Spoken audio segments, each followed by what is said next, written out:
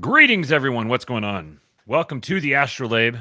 It is Thursday night for the Thursday night morning show, the ASTROLABE, January 16th. We got a bunch of stuff. This is going to be a fun one. At least the first part of it. Second part of it might get a little controversial. We'll see. But there's been some posts that have been determined coal, and I am here today to advocate for the coal posts. My wife says, don't be a queer, like the show. That's right. We've got the best fans, the Astrolabians, the loyalists. I see all of you in the chat. And we're going to be making sure we try to wrap this in about 2 hours or so because rumor has it that Mr. Jason Miranchuk is going to be going live tonight, and you guys don't want to miss that one. So actually, while I'm thinking about it, let me see if he's set it up yet, and if I can automatically put in the redirect so that I don't forget about it later on. Make sure we can just redirect you guys right over to that. And there is not a video for me to redirect to. So Jason, if you want me to do that, then you have to get the stream posted or something like that. Anyways, let me know if it's there later on, and I'll get it put in there. What do we got today? We got an abundance of slop. We have an extra supply of slop today, so you guys are going to get some extra helpings. Consider yourselves blessed by all the slop and some funny stuff. We're going to talk some stuff about the funny memes regarding Trump. We got interesting comments coming out of, is it Big Marco now? Do we need to retire the Little Marco moniker? Do we have a Big Marco in the house? We'll talk about that. And then we're going to continue some commentary on the Bootstraps discourse. Got a couple of great posts from one of our best posters, Devin Erickson. We're going to comment on that. We're going to comment on a little bit of what the community has deemed coal, and yet I am going to go out on a limb and advocate for the coal. We'll talk about that. Let's see, what else we got here? I talked about that. We're also going to talk about the housing market. Got an interesting thread here on the housing prices with respect to gold over time. We'll go through that. Got some graphs and everything to look at so we can nerd out. We're going to talk about Red Note. What's Red Note, you say? Well, I barely know. But some aspects of the story are kind of funny. Apparently, it's some other Chinese app that's like an alternative to Instagram.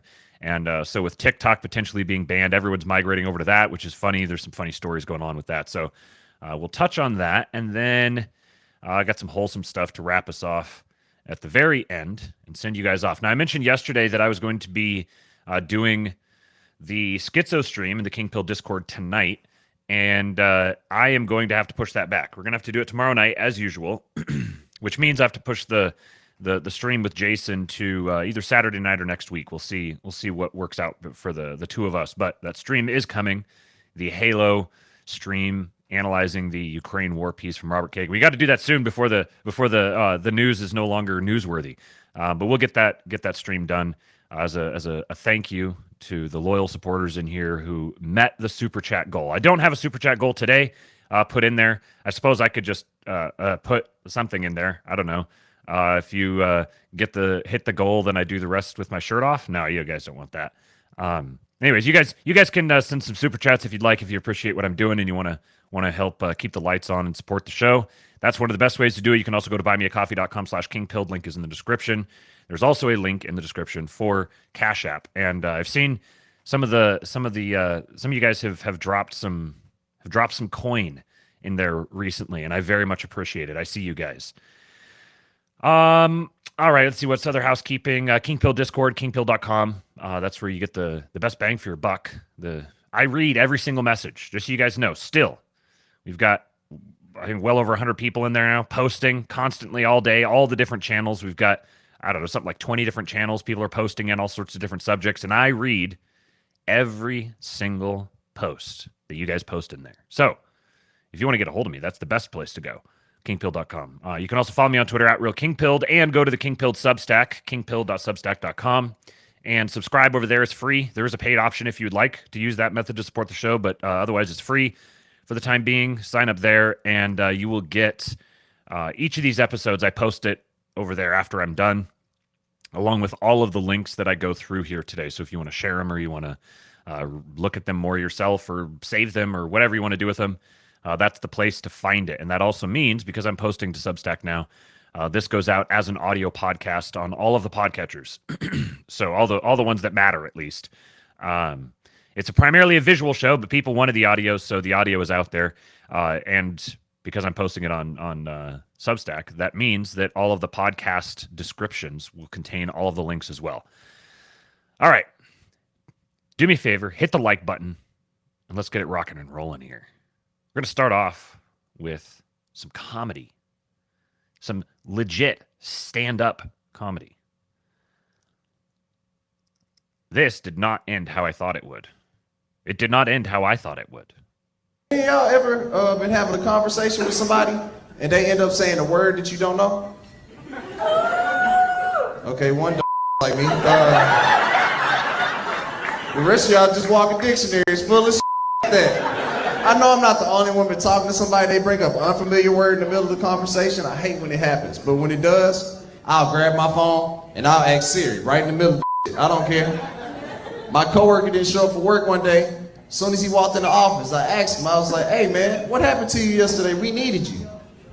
It's like, oh man, I had to take my dad to the phlebotomist.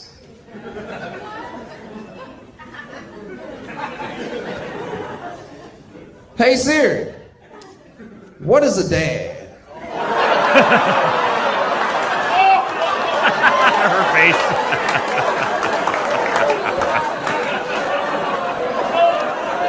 Y'all ever? Perfectly executed. We got another one here. More actual stand-up comedy. Isaac says, once TikTok is gone, you'll all be out of slop. I suspect that the slop will persist. Perhaps the slop will migrate to Instagram or to Twitter. That's an interesting, some interesting color to this this possibility of TikTok being banned. Also, there's rumors that supposedly Elon is looking at buying it. I find those very hard to believe, but they're possible. But one interesting bit of color to that is that Twitter's been, or X, I suppose, has been really trying to push their video content. They're trying to get people to come and post video, and they recommend a lot of video.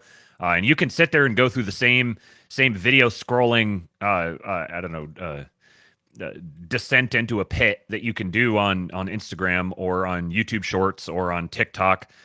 So honestly, I really don't have a strong feeling about TikTok. I understand all the arguments on both sides, and it seems like it's probably a massive data capture operation for the CCP. But I'm also like, whatever.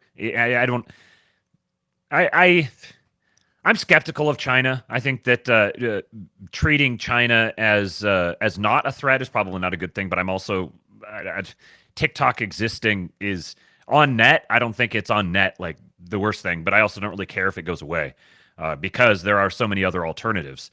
But with XTV coming on, I'm sure they're going to be optimizing for video even more. So I could see Elon having a strong incentive to want to see TikTok banned from the United States. Anyways. This video, an impression of Tom Hanks finding out he's on the Epstein list. Here's my impression of Tom Hanks finding out that he was on Epstein's flight log. Oh, oh no! Oh, oh no! Oh, they have a record of my Woody. If I could do an impression that good, I would probably never use my own voice. I would just get stuck in that impression. Just everywhere I went, I would just be talking like Tom Hanks constantly. Maybe this guy could be the new Tom Hanks. That one hurt. Finding out that Tom Hanks is a demented pervert creep was a little part of my childhood died with that one. His voice has been so iconic I loved Toy Story when I was a kid. I loved Castaway, Big, so many movies that he's been in, just such an iconic character, iconic voice. This is one of the things they do to you. They get you really attached to these things as a child. And then you get older and you learn, oh my God, what was I participating in? Like watching Monsters, Inc. Oh, it's such a fun movie. Fun, lovable characters. I just walk around doing Mike Wazowski quotes. Then I get a little older and I'm like, hold on a second. I start learning a little bit about how the world actually works. I'm like, hang on a second. Hang on. Little portals where you sneak into a kid's room at night and you scare the shit out of them so you can capture the energy of their screams to use as fuel. This is disturbing as hell. And so it's like I've experienced Monsters Inc. as the child who's like, oh, it's so much fun. And then I've experienced it as the adult where I'm like, oh my God, this is demented. This is perverted. And it's like, which one's real? What's the real one? The one that I experienced as a child, or the way I understand it now as an adult? I think about this with respect to my son. I want to see my son go and appreciate all these things that I appreciated. I get to relive my experience of experiencing it for the first time as he does. But I'm like, now that I know what it's associated with, am I just poisoning his mind by exposing him to it? I don't know. These are the sorts of things I ponder throughout the day. We continue with the slop. I wouldn't sell my own son into slavery for this owl, but one of you guys, I would sell one of your kids into slavery for this owl.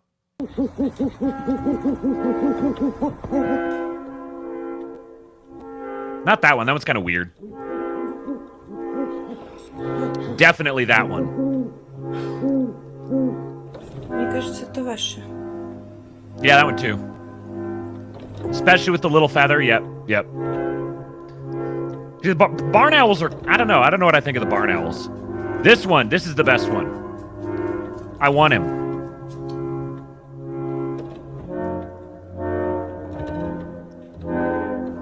Look how freaking cool they are. Imagine having a pet owl.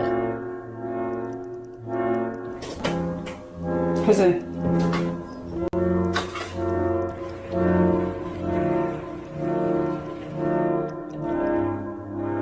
He's got glasses. Maybe she. Owlception. Speaking of sigils and such, this is a good point here. Politically Catholic. He says, I think it's good for him to be pre-programmed into accepting reality with safe doses of it, like Monsters, Inc. Now, that's a very interesting thought. I hadn't considered it that way. Maybe it's part of him reliving my life for me, because this is every parent wants to make their child the better version of them, which is, I think, it's a good instinct and a bad instinct. So he could just relive my life, starting off with, oh man, Monsters Inc. It's so cute, so sweet, so much fun, the monsters, and look at that guy. He's got one big eye, makes up his whole head. Big, fluffy, scary guy, but he's actually kind of a little doofy. And then later on, he looks back on it and he's like, oh my God. And like, yeah, see?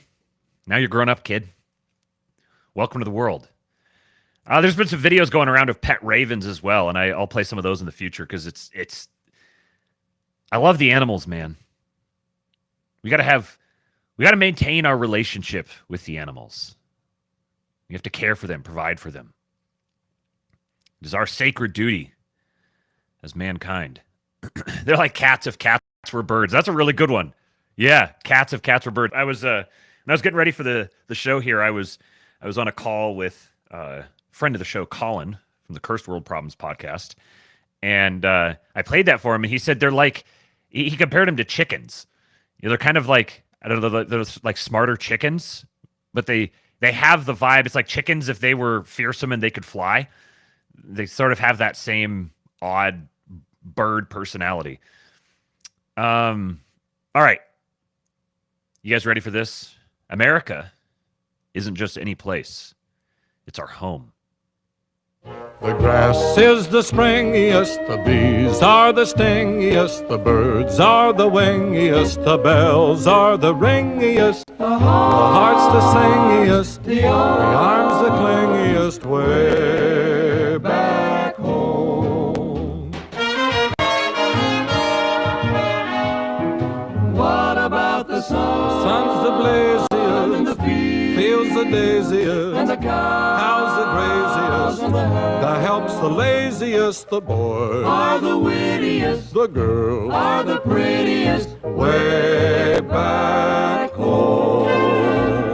The pigs are the snootiest, the owls are the hootiest, the plants the fruitiest, stars the shootiest, the grin's the funniest, the smile's the sunniest, way back home. Don't know why I left the homestead, I really must confess. I'm a weary exile, singing my song of loneliness. The food is the spreadiest, the wine is the headiest, the pals are the readiest, the gals are the steadiest, the love the liveliest, the life the loveliest, way back, way back, way back home. No place like home, sweet home.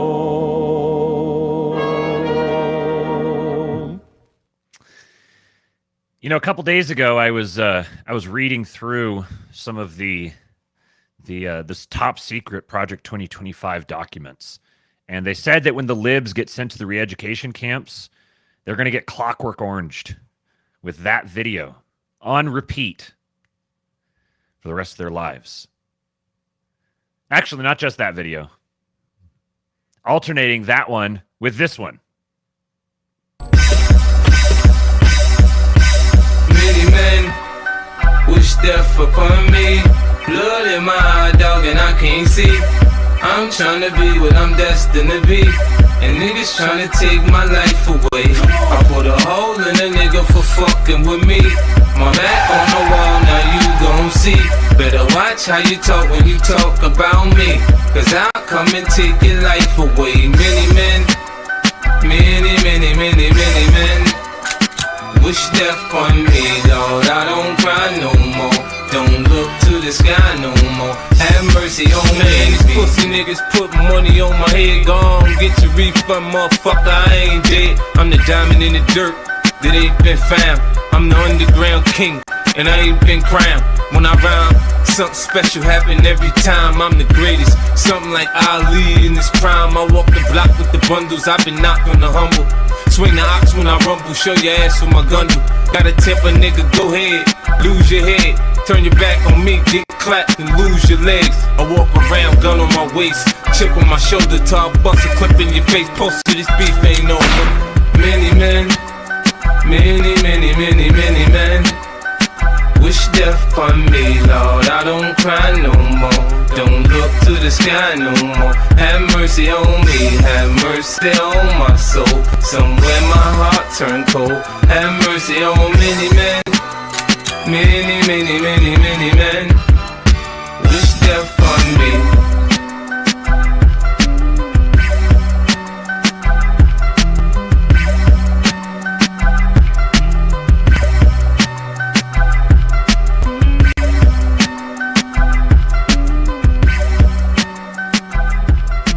We both came up on the gritty streets of Jamaica, Queens. 2 street kids, now men. It's sad it had to end this way. It goes so hard. Shout out to War Clandestine. That one. Do you realize how back we are?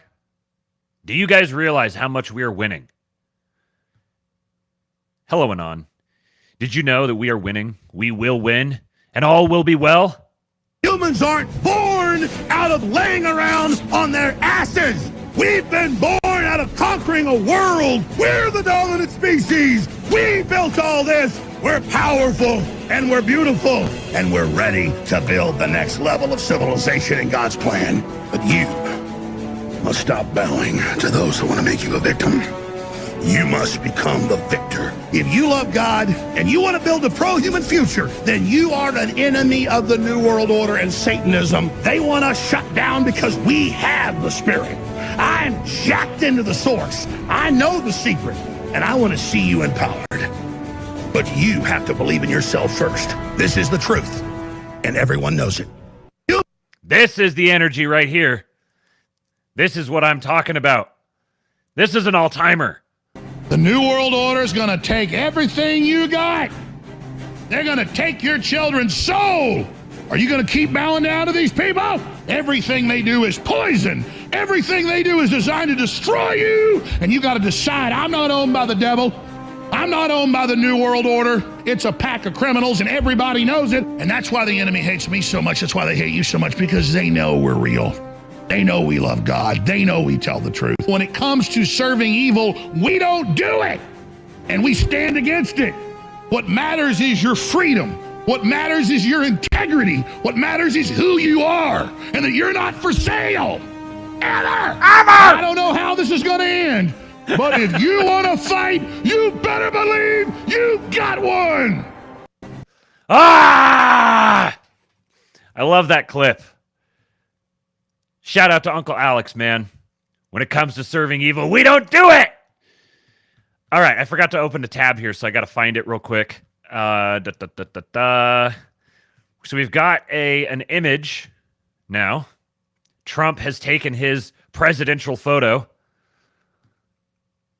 Here it is. This was 2016. 2016 energy. This is the 2024 energy. Yeah, baby.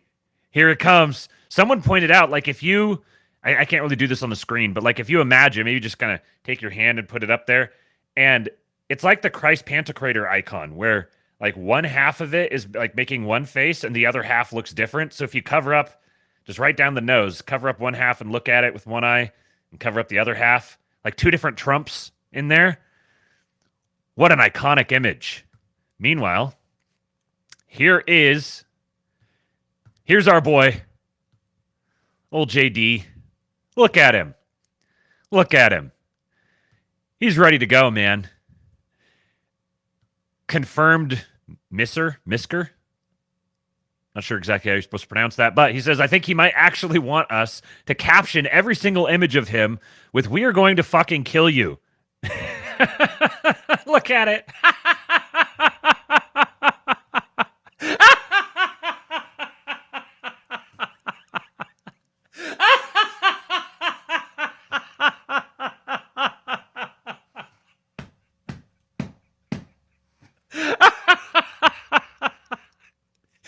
We live in the best time, man.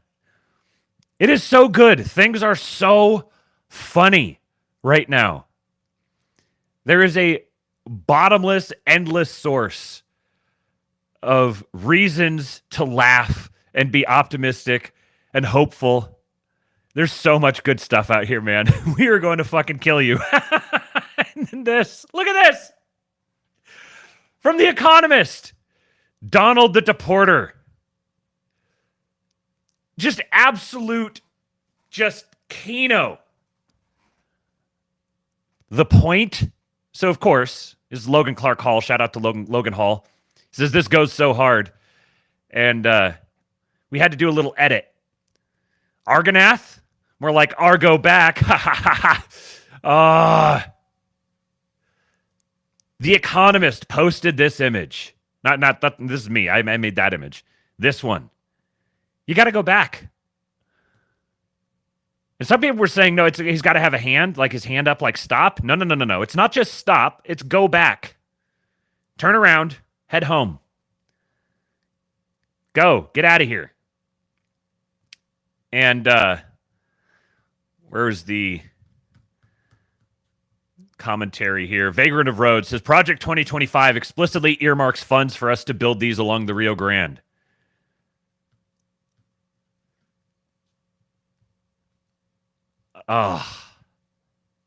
It's all just so good. Okay, which one did I think I needed to leave it on this tab. That's there. All right, more good news.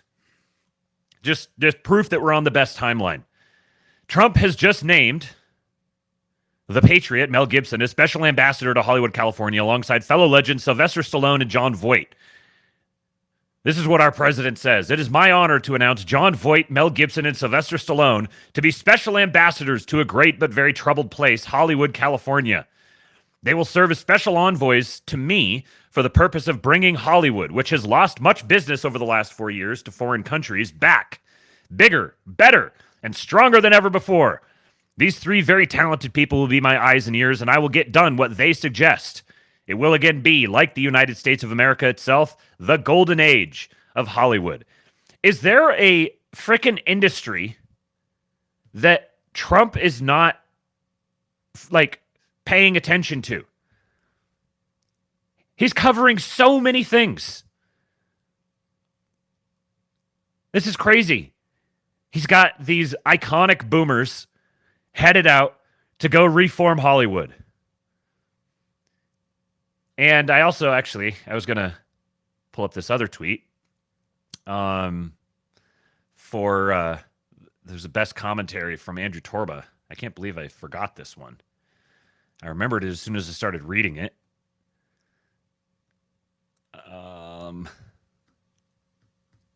Let's see. Yeah, right here. Andrew Torba says, Trump is dragging around Bibi like a dog and sending Mel Gibson in to flip the tables of the money changers in Hollywood. And you're blackpilling? Let's go. I don't expect him to really do anything, but as a symbolic move, this is a powerful symbolic move. And they may be able to do a little something. Because note that he says they've lost much business over the last 4 years to foreign countries. So he's looking at this as it's not just like this is an American staple. This is an iconic part of American history and American culture to have this great filmmaking industry. But also this is business lost. So they're not just going in there as, like anti-DEI or whatever. They're also going in there with an eye toward figuring out how to turn it around economically, which, more power to them. Have at it. This reminds me of some news that came out a little while back about Mark Wahlberg being partnered up with Trump on some sort of a building project in Las Vegas and talking about basically relocating Hollywood to Las Vegas. So I wonder if this is part of that. I'm aghast, just staggered at how aghast isn't quite the right word. I'm shocked at the sheer number of different fronts that Trump is engaging the enemy on right now. And Mel Gibson responded. He lost his house his house was in the Palisades, I believe, and he lost either the Palisades or Malibu. And he said, I heed the call. My duty as a citizen is to give any help and insight I can. Any chance the position comes with an ambassador's residence? I still haven't listened to him on Rogan. I've seen a bunch of clips, and I've got it queued up to listen to, and I've got some time. But I'm very much looking forward to his next movie. All right. He's done it again, folks. He just keeps doing it. He fires these off every so often, I think, just to let everyone know that he's still got it. And holy crap, does he have it. Our president says, as of today, the incoming Trump administration has hired over 1,000 people for the United States government. They are outstanding in every way, and you will see the fruits of their labor over the coming years. We will make America great again, and it will happen very quickly. In order to save time, money, and effort, it would be helpful if you would not send or recommend to us people who worked with or are endorsed by. You guys, this is just top tier posting. He is cooking. He's on a heater. Americans for No Prosperity, headed by Charles Koch. Dumb as a Rock, John Bolton. Bird Brain, Nikki Haley. Mike Pence. Mike Pence doesn't even get a nickname. He's just Mike Pence. Disloyal warmongers, Dick Cheney and his psycho daughter Liz. Mitt Romney. Paul Ryan. General, parentheses, question mark. General, Mark Milley. James Mattis. Mark Jesper. Or any of the other people suffering from Trump derangement syndrome, more commonly known as TDS. Thank you for your attention to this matter.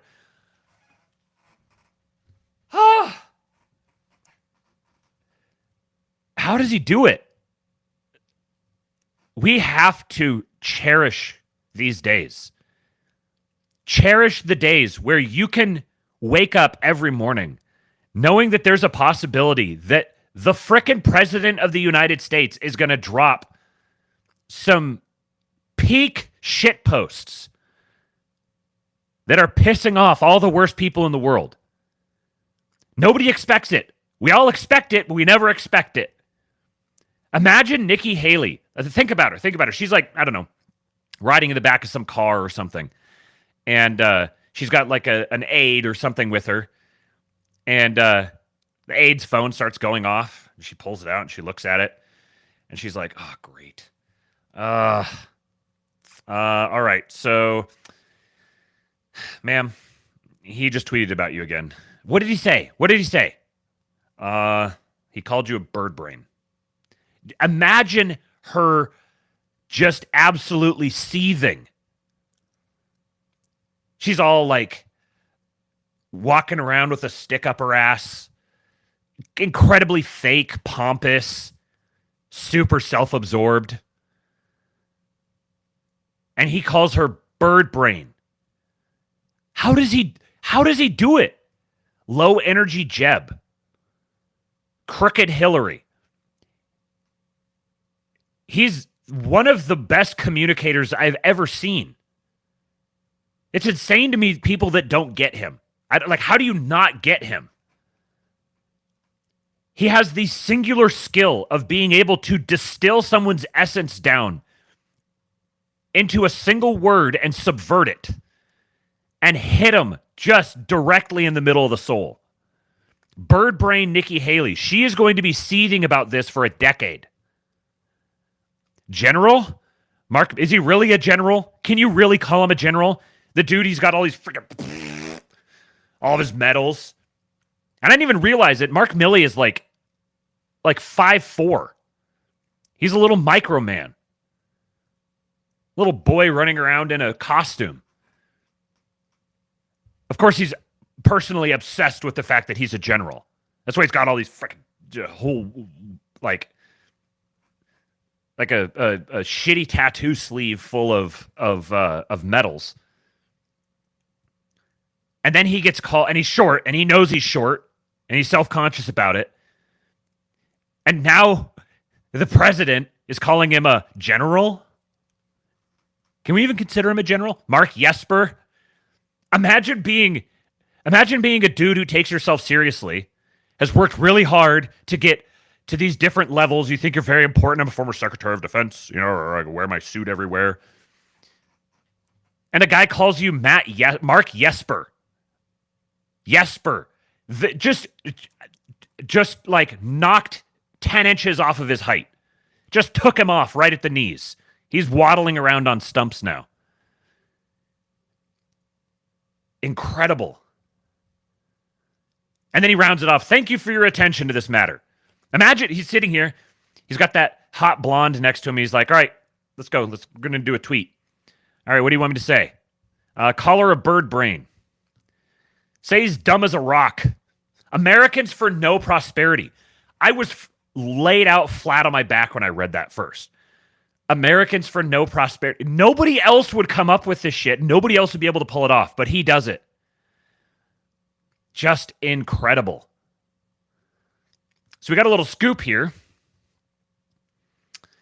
Aides to President-elect Donald Trump have asked 3 senior career diplomats who oversee the State Department's workforce and internal coordination to step down from their roles, sources familiar say, in a possible signal of deeper changes ahead for the diplomatic corps. The team overseeing the State Department's transition to the new administration, the agency review team, has requested that Derek Hogan, Marcia Bernicat, and Elena Teplitz leave their posts, the sources said. While political appointees typically submit their resignations when a new president takes office, most career Foreign Service officers continue from one administration to the next. All 3 have worked in both Democratic and Republican administrations throughout the years. Trump, who will be inaugurated January 20th, pledged during his presidential campaign to clean out the deep state by firing bureaucrats that he deems as disloyal. There's a little bit of concern that this might be setting the stage for something worse, one of the U.S. officials familiar with the matter said.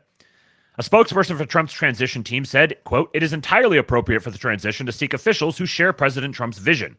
We have a lot of failures to fix, and that requires a committed team focused on the same goals. You are disloyal, you're out. These are not policy positions, but if you want to control the bureaucracy, that's the way you do it," said Dennis Jett, a professor at Penn State's School of International Affairs who spent 28 years in the Foreign Service. More details here. What do these 3 veteran career diplomats do? Combined, they help run the massive State Department bureaucracy. Hard to do justice describing everything they do, but in a nutshell, Hogan is the department's executive secretary, the official that manages the flow of information between department bureaus and with the White House. Seems like a pretty good guy to ensure a pretty good role to ensure that it's loyal to the president. He manages the flow of information between department bureaus and with the White House. The hub of information flow, yes. Let's ensure this is a loyalist. Bernicat is the Director General of the U.S. Foreign Service and Director of Global Talent, leading the recruitment, assignment, and career development of the department's workforce. Think about this in terms of DOGE and the way that DOGE is signaling they're going to be cooperating with the directors of OMB and OPM, Office of Personnel Management and Office of Management and Budget. So this woman here, the Director General of the U.S. Foreign Service and Director of Global Talent, leading the recruitment, assignment, and career development of the department's workforce, she would have been blockading them at every possible front. These people here, Hogan, Bernicat, Teplitz, these are the faceless bureaucrats that run everything. This is the permanent state. They're going directly at the heart. Assistant Secretary Teplitz has been with the department over 3 decades, serving overseas as well as in Washington.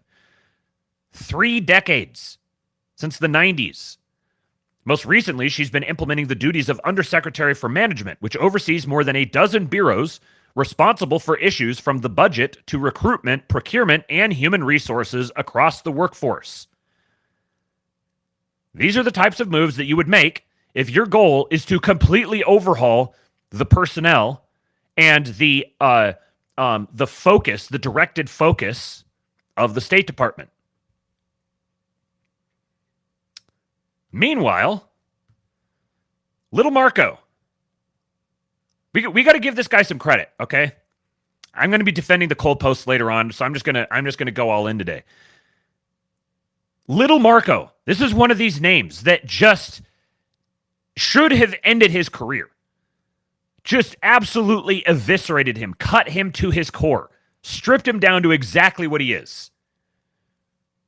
An anxious striver with little man syndrome. And yet, he stuck it out. He stuck through it. And he's demonstrated his loyalty to Trump at this point. Now, is it cynical pursuit of power? I would assume, yeah. Of course. But this is what winning looks like. When the cynical power chasers are grafting themselves onto you because they recognize that you are their best chance for career advancement. Wit says little Marco earning his stripes. Matt Pierce says Marco's redemption arc could be a thing to behold. Yes, very much. Now I'm not all in yet. Shout out to the All In podcast. I'm not all in. But I'm optimistic. I'm cautiously optimistic because listen to this. I said, well, hello there, Mr. Secretary. This is at his confirmation hearing for Secretary of State nominee. Remember, we were just talking about the State Department officials, these permanent bureaucrats. that have been asked to tender their resignation, signaling a serious effort to completely redirect the State Department. And also remember that one of an undersecretary or special advisor or something within the State Department is Michael Anton. It's a valuable thing to keep in the back of your mind. Here is what the incoming head of the State Department has to say.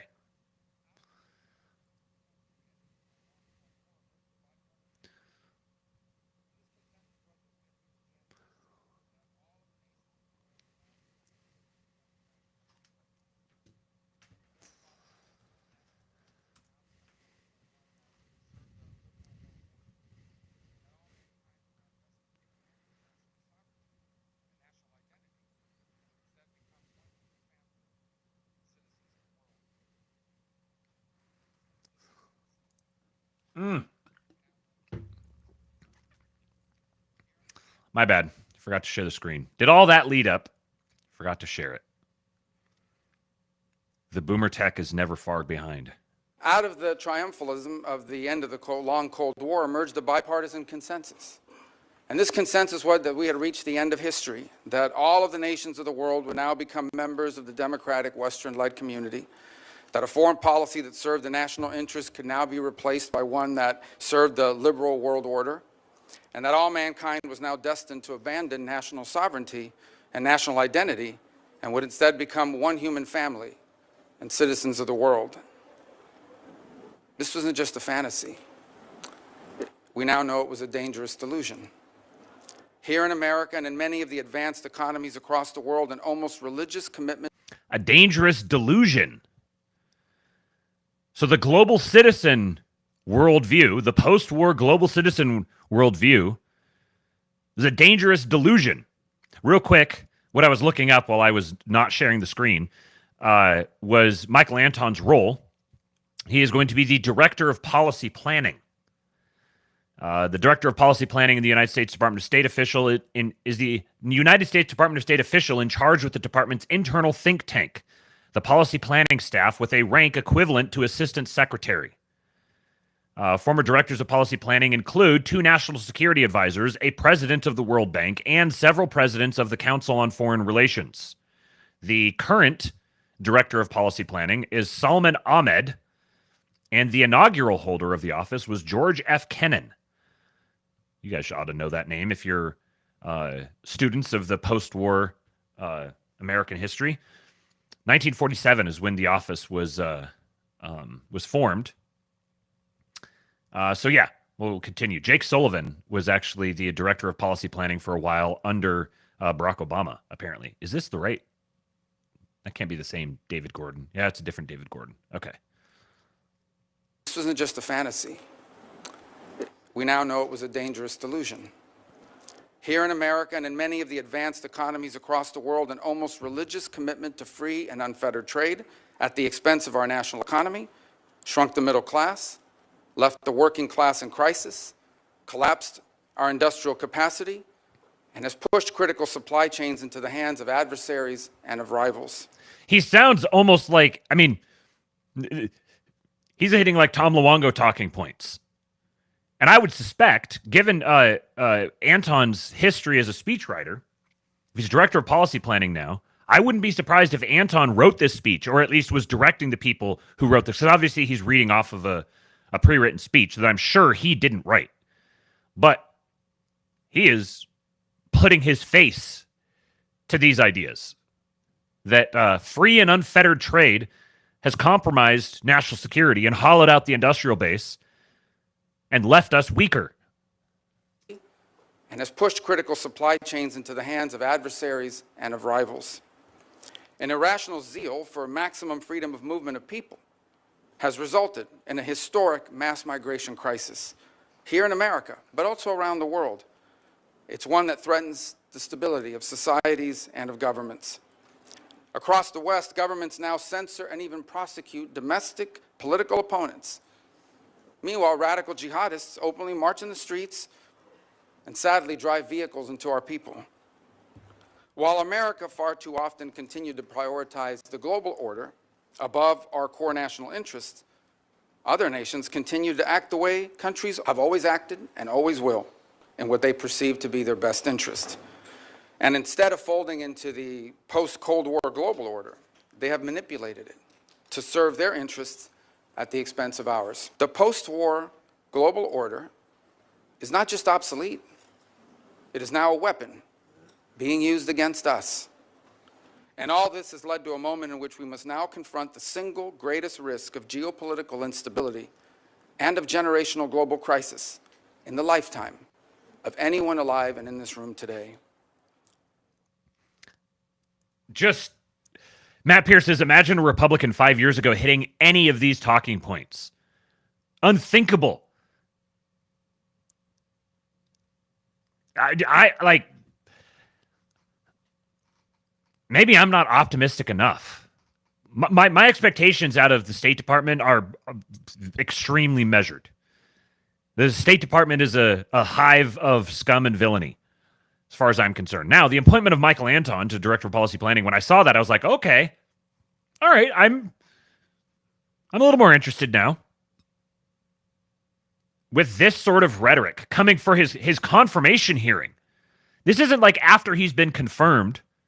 This is the confirmation hearing speech saying that the global order, maximal free trade, mass migration of people, that all of these things are not just fanciful, not just a threat, they are a weapon being wielded against us. And there was one note in there that he said, how exactly did he phrase this?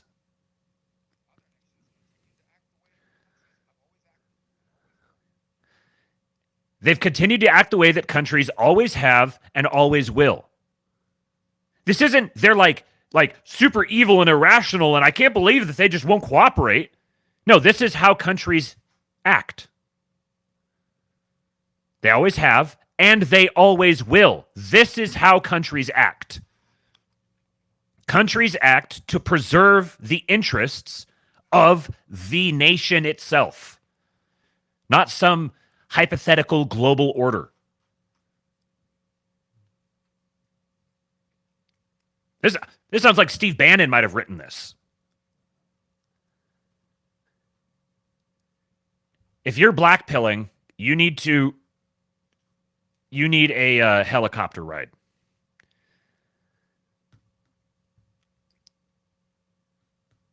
Here is, so continuing with this story of the Israel-Gaza hostage exchange and ceasefire, that from the looks of it, I'm not following it super closely, but from the looks of it, Netanyahu is trying to pull a fast one. This is just in. Journalist Leor Cordner said in a podcast for Haaretz newspaper, Trump intervened forcefully to end the war, and all the right-wing supporters were living in a dream world about his return. They were saying that as soon as Trump came back, the entire population of Gaza would be displaced. Hamas would kneel, and we would unleash hell on them. But what actually happened was that hell was unleashed on us. Trump, with complete coldness, sent his envoy, Witkoff, who acted like a landlord whose rent hadn't been paid and came to collect his money. Now, real quick, with that note, Dissident Soaps here said, Witkoff, who acted like a landlord whose rent had been paid and came to collect his money. We're reaching levels of shoe on the other foot, never before thought possible. Back to this. He called Netanyahu on Friday evening and informed him that he would arrive the next day at 10 a.m. Netanyahu tried to explain that it was Saturday and that he couldn't meet anyone, but Witkoff arrogantly and rudely replied that Netanyahu had to be there and that the issue of Saturday didn't concern him.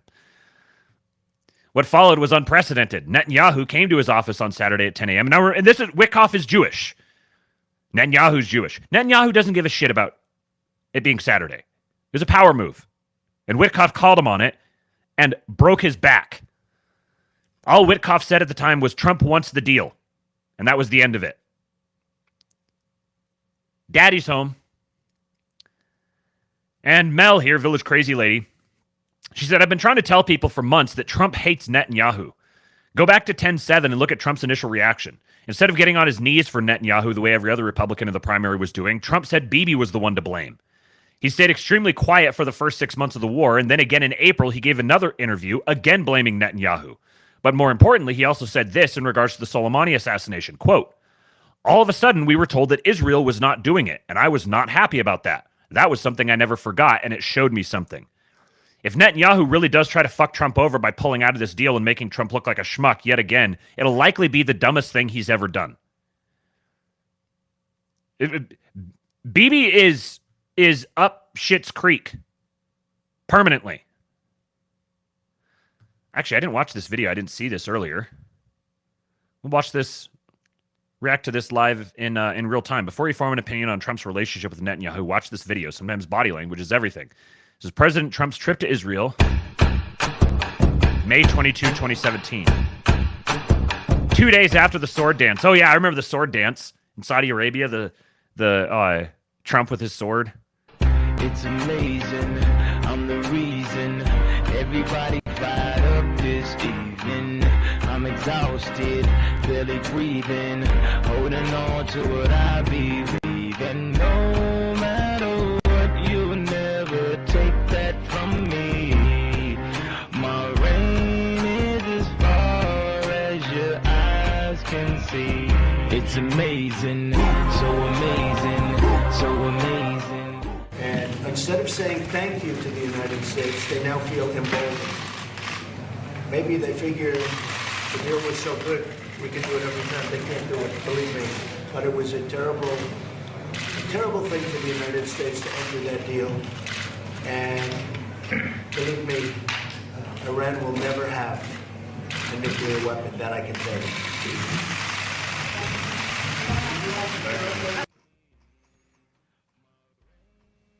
As far as your eyes can see, it's amazing, so amazing, so amazing, so amazing.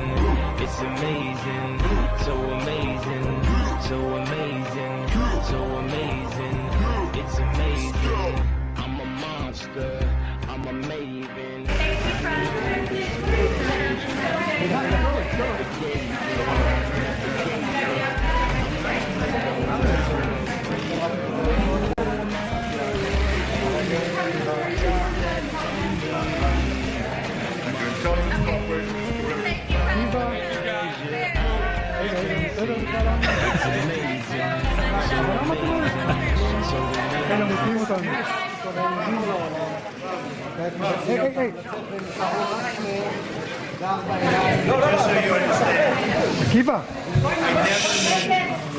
Just so you understand, I never mentioned the word or the name Israel. Never mentioned it during that conversation. They were all saying I did. So you had another story wrong. Never mentioned the word Israel. How's the visit so far, Mr. President? I'm amazing, yeah, I'm all that. If I ain't on my grind, then what you call that? Victorious. What we did is we brought Netanyahu with us. I'm in the twilight zone right now. Netanyahu, what do you have to say? What do you have to say to Alex Jones right now, Nick Fuentes and Ye? It was bad. It was bad for Trump to meet with Nick and Ye. Okay. I had no idea your voice was going to sound like that, Netanyahu. So you don't like Benjamin Netanyahu? I just heard about this guy 2 weeks ago since like the tweet, and I thought he had a funny name. I heard he's like really into like, he's like a super killer and I could die for saying this. So in case this the last time you ever hear from me. Well, look.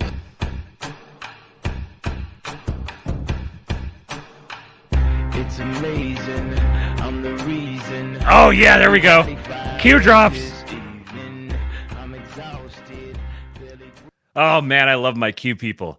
What a surprise. What a happy surprise that was. I didn't expect to watch that, but I think, if you guys aren't watching, like there was a whole bunch of body language analysis and there was a bunch of text on like interpreting the body language and perspective of both Trump and Netanyahu through that whole interaction. So if you weren't actually watching it, go back and rewatch it. And definitely, I think the body language analysis is absolutely correct. That was everything about the body language there was very clearly Trump disgusted with Netanyahu, asserting dominance, humiliating him, totally big dogging him. I don't know about what he was saying and like ostensibly talking about Iran, but delivering a message to Netanyahu through the subtext. I could kind of go both ways on that. But I think the body language stuff was absolutely true. And there's such a long track record now of Trump just being completely contemptuous and disgusted with Bibi. Doesn't like him, doesn't want to give him the time of day. As Matt Pierce said, feed him to the ICC. I think that's Trump would have no problem with that whatsoever. All right. So let's get into some more of the follow-up on this bootstraps discourse and the Devin Erickson tweets, and then I defend someone who has been accused of posting coal. First of all, good tweet here from friend of the show, Oren McIntyre. He says, I feel like a lot of people who I count as net positives have decided to death spiral on this, so let's try a simple exercise. 1, it is true that young men should work hard and take the opportunities available to them, even in difficult situations. 2, it is okay to notice that the several factors, including inflation, immigration, DEI, and a degenerating marriage environment, pose unique problems that require solutions, not just a bunch of boomer hand-waving. It's okay to believe both of these things, but try to sympathize and maybe even improve the situation before giving the tough love speech. Sometimes the tough love is necessary, but it needs to be clear that this is from a place of love. You earn that through goodwill, not just condescending lectures. Absolutely nailed it. Exactly correct. Now, I will add on to this that I think, personally, that the boomer hand-waving, anybody engaged in boomer hand-waving, is advertising the fact that they are no longer part of the conversation. They are opting themselves out. I tweeted earlier today that Con Inc. is dead. It's dead. The only thing that they can survive off of now is posting engagement bait for chuds. The traffic that is the biggest traffic driver that they have. They need us more than we need them. We don't need them. We don't need them to do anything for us. We don't need them to advocate for us. It'd be nice. It'd be cool if they weren't constantly shoving their finger in our eye, but we don't need them. They're a dying breed. And so, yeah, every once in a while, like drive by and laugh at their corpse, like point at them. Make sure everybody is aware that there's a corpse laying there that is Con Inc. But you don't need to like get out of the car and climb down into the ditch and start boning the corpse to like prove it's dead or something. It's there. Cool. Look, they're dead. They're dead, irrelevant, whatever. Because this here, it's like everybody just doesn't pay any attention. This here is the incoming administration's perspective. This is the future of MAGA's perspective on this issue. This is J.D. Vance before the election being interviewed by this I don't remember who she was, some bimbo. Could re-engage folks into the American labor market. This is, I think, to work in construction? Of course you could. I mean, the unemployment rate is 4.1%. Most people unemployment rate, Lulu, this is important. But most people who don't work can't work in the regular economy. They're in the military, they're parents, they're sick, they're old. They might not want to work in construction. The unemployment rate does not count labor force participation dropouts. And again, this is one of the really deranged things that I think illegal immigration does to our society, is it gets us in a mindset of saying we can only build houses with illegal immigrants when we have 7 million, just men, not even women, just men who have completely dropped out of the labor force. People say, well, Americans won't do those jobs. Americans won't do those jobs for below the table wages. They won't do those jobs for non-living wages. But people will do those jobs. They will just do those jobs at certain wages. And think about this from the perspective of an American company, okay? I want them to go searching in their own country for their own citizens. Sometimes people who may be struggling with addiction or trauma, get them re-engaged in American society. We cannot have an entire American business community that is giving up on American workers and then importing millions of illegal laborers. That is what we have thanks to Kamala Harris's border policies. I think it's one of the biggest drivers of inequality. It's one of the biggest reasons why we have millions of people who have dropped out of the labor force. Why try to re-engage an American citizen in a good job if you can just import somebody from Central America who's going to work under the table for poverty wages? It is a disgrace, and it has led to the evisceration of the American middle class. The guy who shared this here, Rob Bloodenjoyer, he says, it's like they never listened to JD or Trump once. This is the perspective of the administration. And see, the circumstances now, the world that we live in today, it was created by people. It was created by people who made decisions, and those decisions compounded, and some of them were well-meaning but misguided. Some of them were evil, motivated by evil, by selfishness, by greed, whatever. We had an entire generation that was there's this back and forth that happens with the generations where one generation is idealistic and one generation is nihilistic, and they ping pong back and forth. The boomers were idealistic. Gen X is nihilistic. Millennials are idealistic. Gen Z is nihilistic. The alphas are going to be idealistic. And then the bravos are probably going to be nihilistic. There's this pattern, this natural cyclical pattern that happens. Now, I'm not saying, before any of the boomers in the audience, the few of you that are there, don't take it literally. I'm not saying every single boomer is an idealist or every single Gen X is a nihilist. I'm saying these are like characteristics of them. So the Gen X reacted to the naivete of the boomers and the mistakes of the boomers and began rejecting a lot of that, which is why they went into there's like punk and the sort of renegade, sort of out of step with the rest of the world, kind of going your own way, beatniky, like that. That was a personality, a characteristic that proliferated within Gen X. Then the millennials, who were largely raised by boomers or older Gen Xers, they were like there's a reactive effect from Gen X. So Gen X has this much more like latchkey kid, sort of go your own way. Well, then the millennials got coddled. They got helicopter parented. They grew up in the moral majority era where, violence in video games and cursing in the rap songs, Harry Potter. They grew up in that world. They were coddled. They were protected, participation trophies. In part because the Gen Xers resented the fact that they were like the first generation to grow up with the previous generation having women in the workforce. Much more two-income households, much more divorce, which itself is a reaction to the silent generation having like half the men die in war.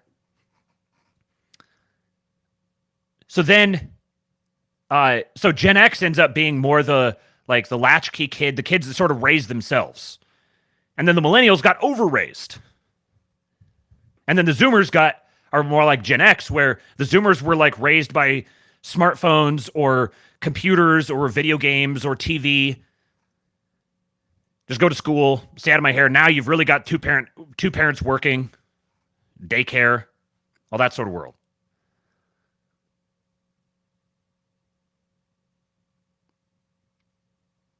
So the world that we live in now it's been a sequence of these different various compounding issues. Then you got a whole economic analysis. And what has created the circumstances for the job market, the housing market, the labor market today is all of these things all lumped together. So the boomers are responsible for putting us here, but also they themselves were put here because they just existed in the world that they existed in.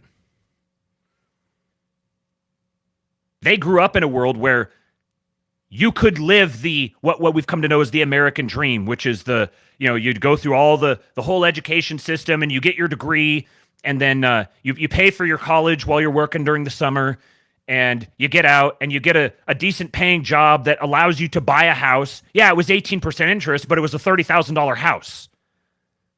And you were making like $30,000 a year. So like the interest, it's not even remotely comparable to like now a $500,000 house at 7% interest while you're making $90,000 a year. These are completely different. So the boomers who were like, but the interest rates were so much higher, or nuclear war.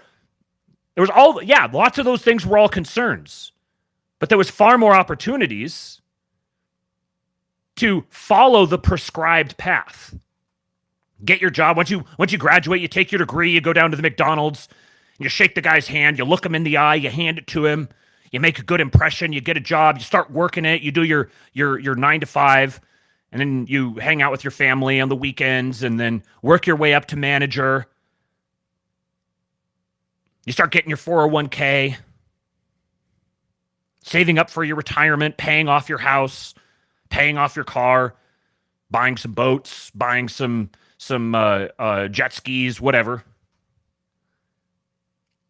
It was through the boomers. The boomers were handed that world because they were riding the tide of this fake fiat system that was created.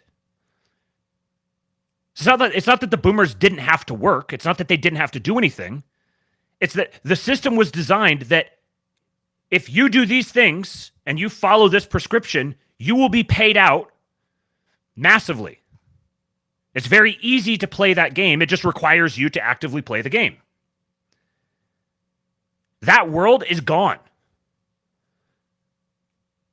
But it disappeared before people knew that it disappeared. So especially with the millennial generation and then really with the Zoomer generation, a bunch of us got completely pot committed on this career track before it became evident that that career track was broken. And once it became evident that that career track was broken, it's like, uh-oh, too bad you have 6 figures in debt that can't be discharged unless you die. And everyone's just going to tell you, oh, just go do the same thing. Go make the same career path happen. Just do it a different way or something. But we have to reckon with the fact that that career path system doesn't exist anymore. And continuing to try to follow it, but continuing to try to make it happen is just going to worsen it because that career path was part and parcel with that whole economic system. The notion of Medicare and Social Security and a 401k and the stock market going up forever and all this stuff is all part of this fake world that we've lived in for the last century-ish, plus or minus. That system's dying. It's collapsing. It's falling apart.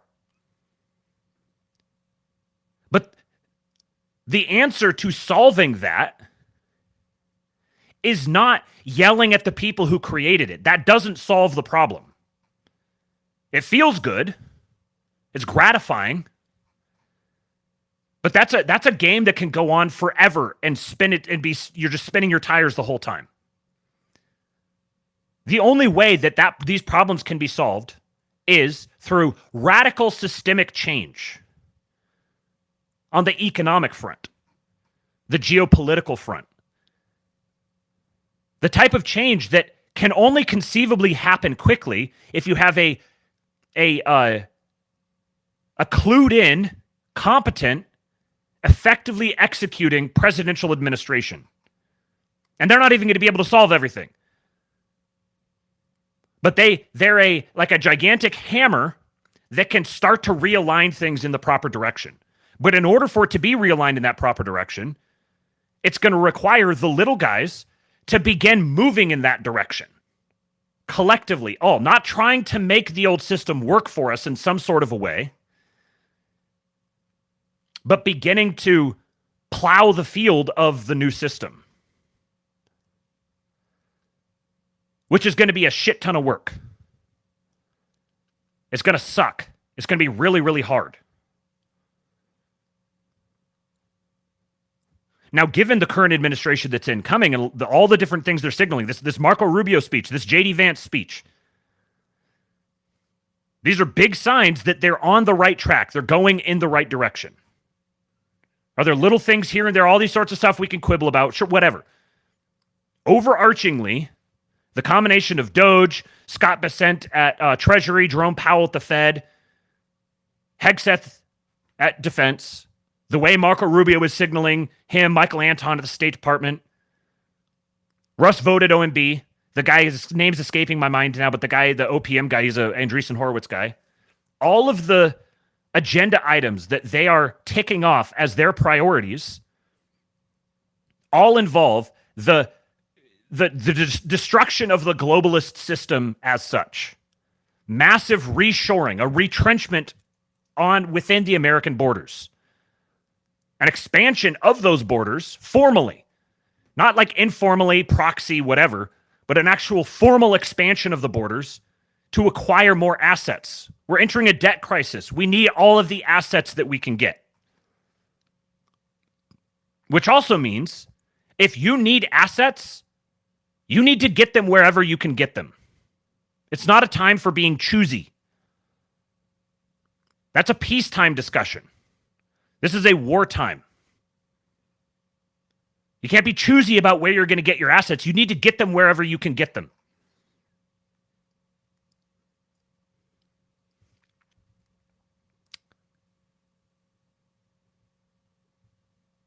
Continuing on here, Indian Bronson. Now I've taken one side kind of here. Now I'm going to sort of take the other side. He says maybe young men aren't owed any kind of material help or status from society at all ever. But young women, and old men, the rest of society, should think very, very hard before they make a world where their young men have nothing to lose. He has been pumping out bangers. Go follow Indian Bronson. He's an Indian tech immigrant who's extremely upfront about exactly who he is and has explicated better than just about anybody else I've seen on all of these different issues. H-1B, this bootstraps discourse about how American governmental policy needs to be directed to providing favorable treatment for Americans. And that if you're going to be an immigrant in this country, that needs to be your perspective. And this guy, Sulpicia Soprano says, even the most cursory study of history informs you that society should, in fact, be optimized for young men, if only for the reason that when it's not, they chimp out and tear it all down. The thread holding the sword of Damocles gets thinner by the minute. Soon it will break. And I'm here to tell you, nobody wants that sword of Damocles to break. Because when that sword of Damocles breaks, if it breaks, the rebuilding civilization task gets much more difficult. This is the great temptation. The great temptation is if you take the shortcut, you'll get there quicker. But that shortcut is a ravine filled with alligators. We do not want to take the shortcut, because if you take shortcuts when you're building a civilization, it's like shortcuts when you're building the foundation of a house. Now, we don't need to fill in the concrete everywhere here. We could just leave spots out and just kind of hope it works out. We got to cut costs. No, you don't cut costs on the foundation building part. We have to take the long road. We are the ones who are responsible for this. Con Inc. is not responsible for fixing this. We're the ones responsible for fixing it, because it's our world that we're going to live in. It's the world that our children are going to inherit. If Con Inc. wants to participate in that, if they want to get on board, great. If they don't, they need to be left behind. They're dead weight. They don't have independent power themselves. They're getting run out of every institution.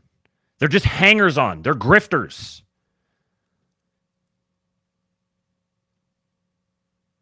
We have to do the hard work of building this civilization back up again. It's our civilization. It's our job to build it. It's our job to fix the shit. Nobody else is responsible for it. Only we are.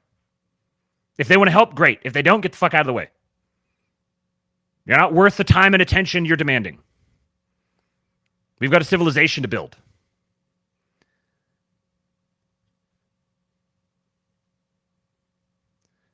From Zero HP Lovecraft, he says, for those who haven't figured out the value of money yet, $100,000 now equals $70,000 in 2010, $56,000 in 2000, $43,000 in 1990, $27,000 in 1980.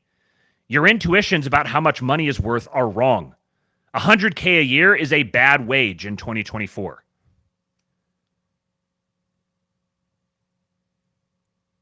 So like this idea you can go get $100,000 job working as a manager of a Panda Express, whatever. Nobody is making the right point on this. The right point here is that yes, working a job at Panda Express is a valid career option for a white American guy. If that wasn't the case, then nobody would give a shit or should give a shit if those jobs are given away to H-1Bs. So working a job as a manager of a Panda Express or Chipotle or whatever, perfectly valid job. But saying you could do that and make $100K doesn't mean what it used to mean.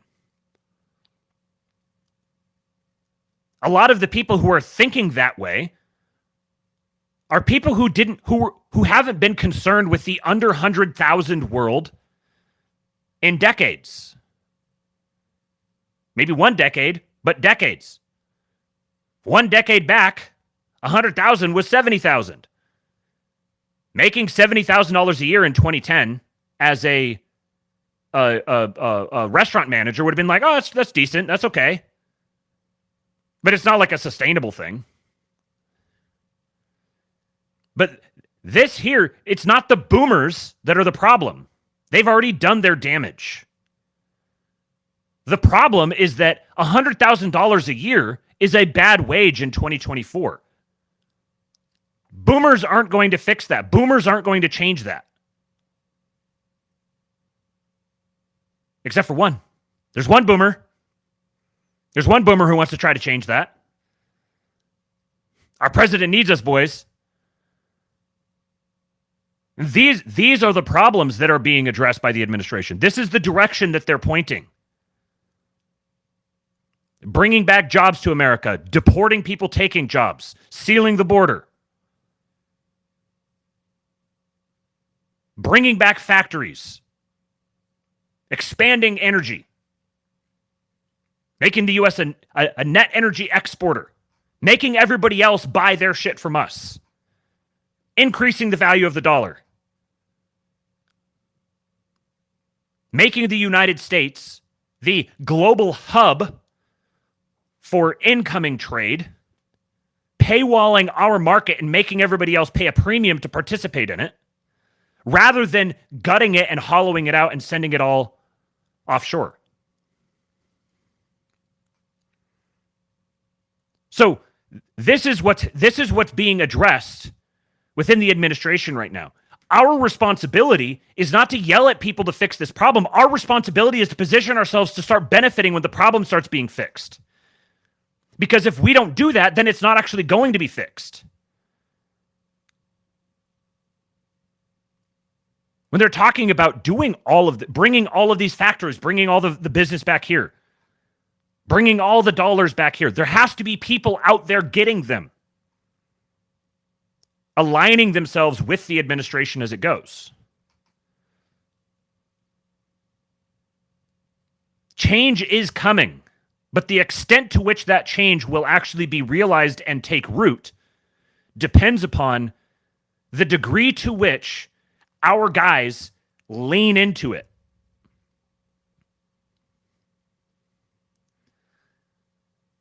This is a good thread here from Will Tanner. He says, one thing I've missed in the housing price debate on here the last few days is that while the price of houses has increased tremendously in fiat cost over recent years, valued in real money, it has held steady for a century. A short thread with some helpful charts. So, got a gold brick here. 10 of these would buy you an average home in 1920. 10 of them will buy you an average home in 2023. He says, this is one helpful chart given its length, and though it only goes to 2020, it does show the general trend. Priced in real money, housing has actually gotten less expensive, even despite increasing in square footage, quality, and complexity. Think of all the extra plumbing and electrical wiring now compared to 1900. Meanwhile, the fiat value has rocketed upward tremendously, as anything exponential eventually does. The only time housing increased priced in gold is when gold was artificially suppressed as inflation raged from the mid-1930s to gold being legal to purchase again in the 70s. Now, one qualification I would add to this is the increase in square footage, quality, and complexity. There hasn't necessarily been an increase in quality. There's been an increase in square footage and complexity, but that hasn't necessarily translated to an increase in quality in a lot of places. The whole starter home world of D.R. Horton and Lennar and all of the cookie cutter communities, these houses are just shit. Terribly made. See you, Bryce. Here's a chart going up to today and back to 1889. The house price hasn't changed much, priced in gold, and really the only spike was when gold's price was artificially suppressed. It's probably going to be kind of hard to see on the screen here. In fact, I'm having a hard time seeing it myself. But this link will be on the King Pilled Substack and in the description of all the podcatchers, so you can go look through this yourself. So the problem then is not that housing is getting more expensive in real terms. Rather, the inflation attendant to fiat and our regime's feckless spending has pushed up the nominal price of housing tremendously. Wages, meanwhile, have not at all kept up with real inflation or things priced in hard money, gold. Instead, they've been falling rapidly and over time inexorably. This is the federal minimum wage in gold grains from January of 1930 to December of 2024. Right? Like late 60s. So when it peaked out up here, just over 1.4, so maybe like 1.41, 1.42.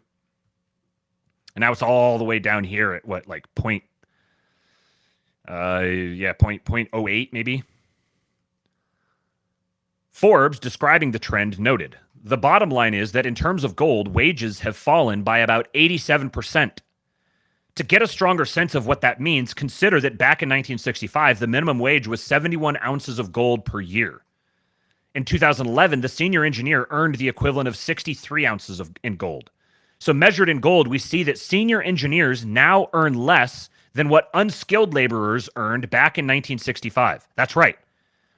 Today's highly skilled professional is making less in real comparative terms than yesterday's unskilled worker. I'll repeat that. Today's highly skilled professional. This was in 2011. This was 15 years ago. 15 years ago, 100,000 today was 70,000. You've had 30% inflation. No, it's more than 30%. It's like 40%. And at that time, 14 years ago, highly skilled professionals were making less in real comparative terms than yesterday's unskilled worker. Measured in gold, the story of American wages is an ugly one. Thus, the issue is what many suspect to be true, but isn't really said. Whatever metric pricing homes in fiat is used is utterly misleading, as the true extent of inflation, both in increasing the cost of real assets and eating away at real wages, has been dramatically underreported. So it's not that housing is increasing in real cost. Priced in gold, it's actually fallen a bit despite getting more complex. It's that wages have fallen in real terms, as shown by the diminishing hourly average wage in terms of gold. Hours of work to buy 1 ounce of gold. So it's like 75. This is true elsewhere as well. Even Canada, known for its insanely expensive real estate market, has seen prices fall priced in real terms, gold, as they rocket upward in fiat terms.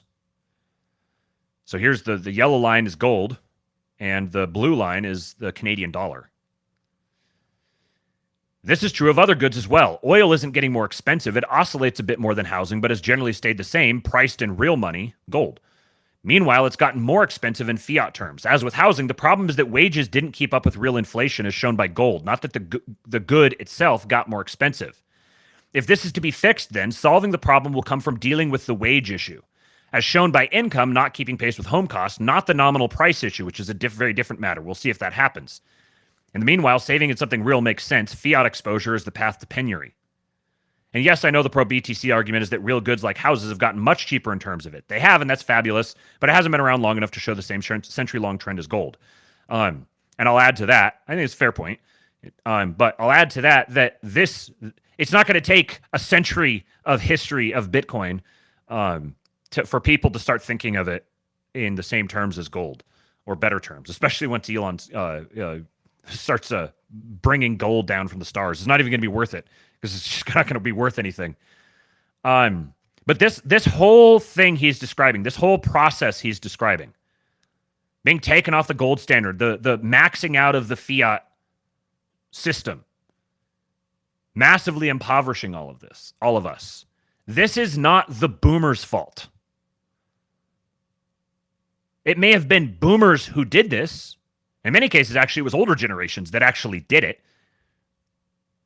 The boomers were like, the oldest boomers were leaving college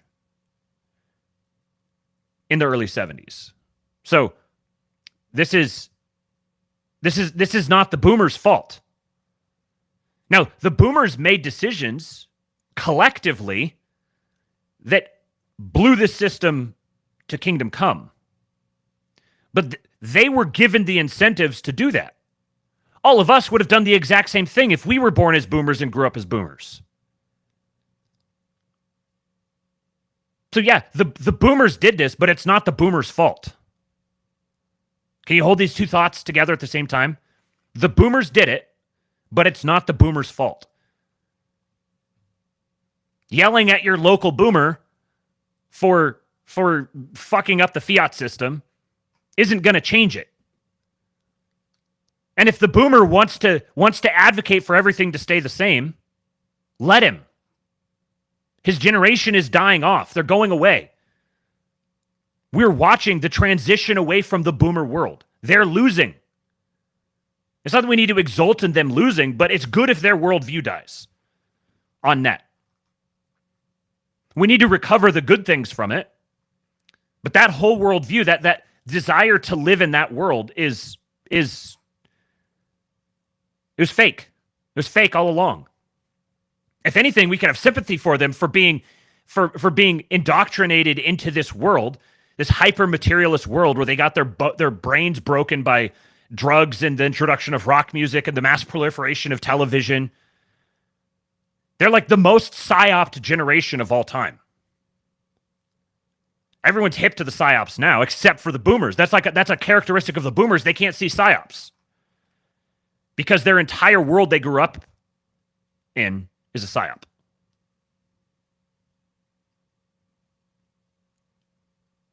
We don't want the boomers' world.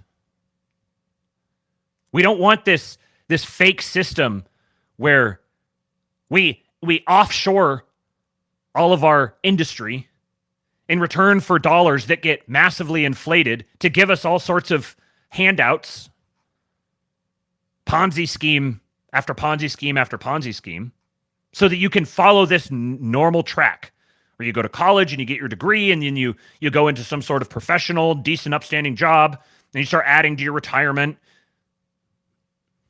You start buying all your toys, playing golf. We don't want that world.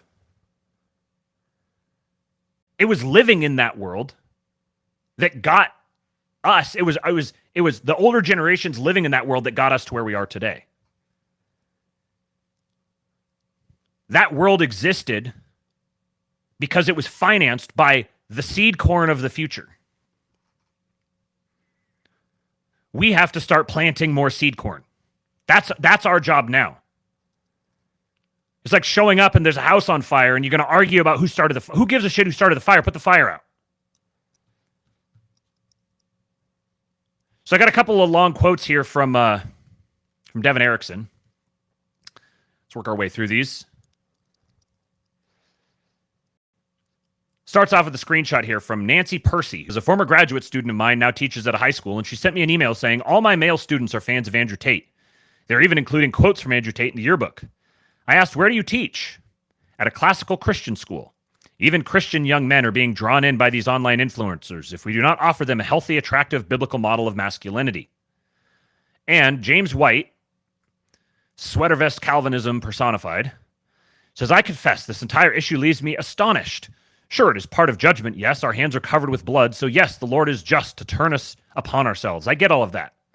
We need examples of masculinity is all I hear. Look, the family as God designed it provides that. A father and a mother who provides, who works, who is disciplined, who shows love and respect for the mother, a mother who likewise works, but nurtures, comforts, respects, and submits to her husband. When you have that example played out before you each and every day, you do not need to be desperate looking elsewhere for your role models. I learned in childhood that they would yada, yada, yada, yada, yada, yada.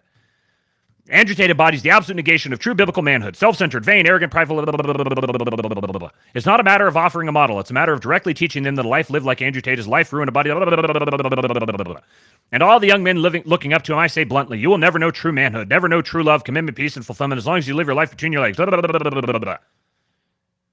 Boomer ranting. They mean well. They're hopelessly detached from reality, but they mean well. They're like NPCs reciting all the right things that they've been conditioned to say. There's nothing objectively wrong with anything that they say, but it's horrendously detached from reality. This is Devin Erickson's take. He says, okay, fine. I'll explain Andrew Tate. I shouldn't have to. It should be obvious, but you don't understand, so I will.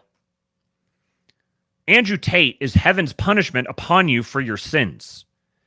And your sins must have been many and vile, else heaven would not have visited a punishment like Andrew Tate upon you. The mere fact that you hate Andrew Tate and your grandsons love him describes the exact nature of your sin. You hate what your grandsons love, and you love what your grandsons hate.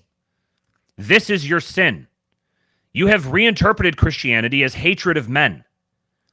You have told your grandsons that they are not beloved children of God, not beneficiaries of Christ's sacrifice, not beings of inherent worth who are naturally good and deserve their place in this world. You have told them that they must instead be like Christ and sacrifice themselves for others, expecting nothing in return, not even the love and worship that Christ receives. Andrew Tate doesn't love your grandsons. They are nothing to him. But so what? They're also nothing to you. And he at least doesn't hate them and tells them that fighting back, that desiring something for yourselves is not a sin, but a righteous obligation. Is it any wonder that they would rather listen to him than you? You may find him crude, you may find him vulgar, you may hate his rejection of your philosophy and everything in it, but you were sent warnings delivered by polite middle-class ex-feminists like Warren Farrell, men of your generation, who shared your values, spoke your language, and warned you that you were betraying your sons and grandsons. You spat on them and reviled them. And having ignored heaven's warnings, you are now visited with heaven's punishment. For the sin of rejecting and reviling your own descendants, you shall live to see your descendants reject and revile you. Unlike Andrew Tate, who is an uncomplicated man and likes to punch his problems in the face, I'm sort of a thinker and like to analyze my world and understand it, usually accompanied by a torrent of written words. But in you and your people, I have met an insurmountable challenge, because I could spin 1,000 psychological theories and still never truly understand an entire generation who would sell their children and their children's children to Beelzebub in exchange for a cookie. An oatmeal raisin cookie. Now, don't be hating on oatmeal raisin cookies now. That's getting out of hand. There will be no forgiveness for you, not in God's allegedly infinite mercy, because forgiveness requires repentance, and repentance requires the admission that you were wrong. I have seen no evidence that you are capable of this.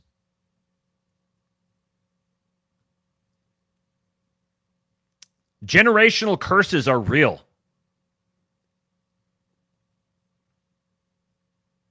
That's where they come from. Another one. I have not yet begun to defend the Cole post. That's still coming.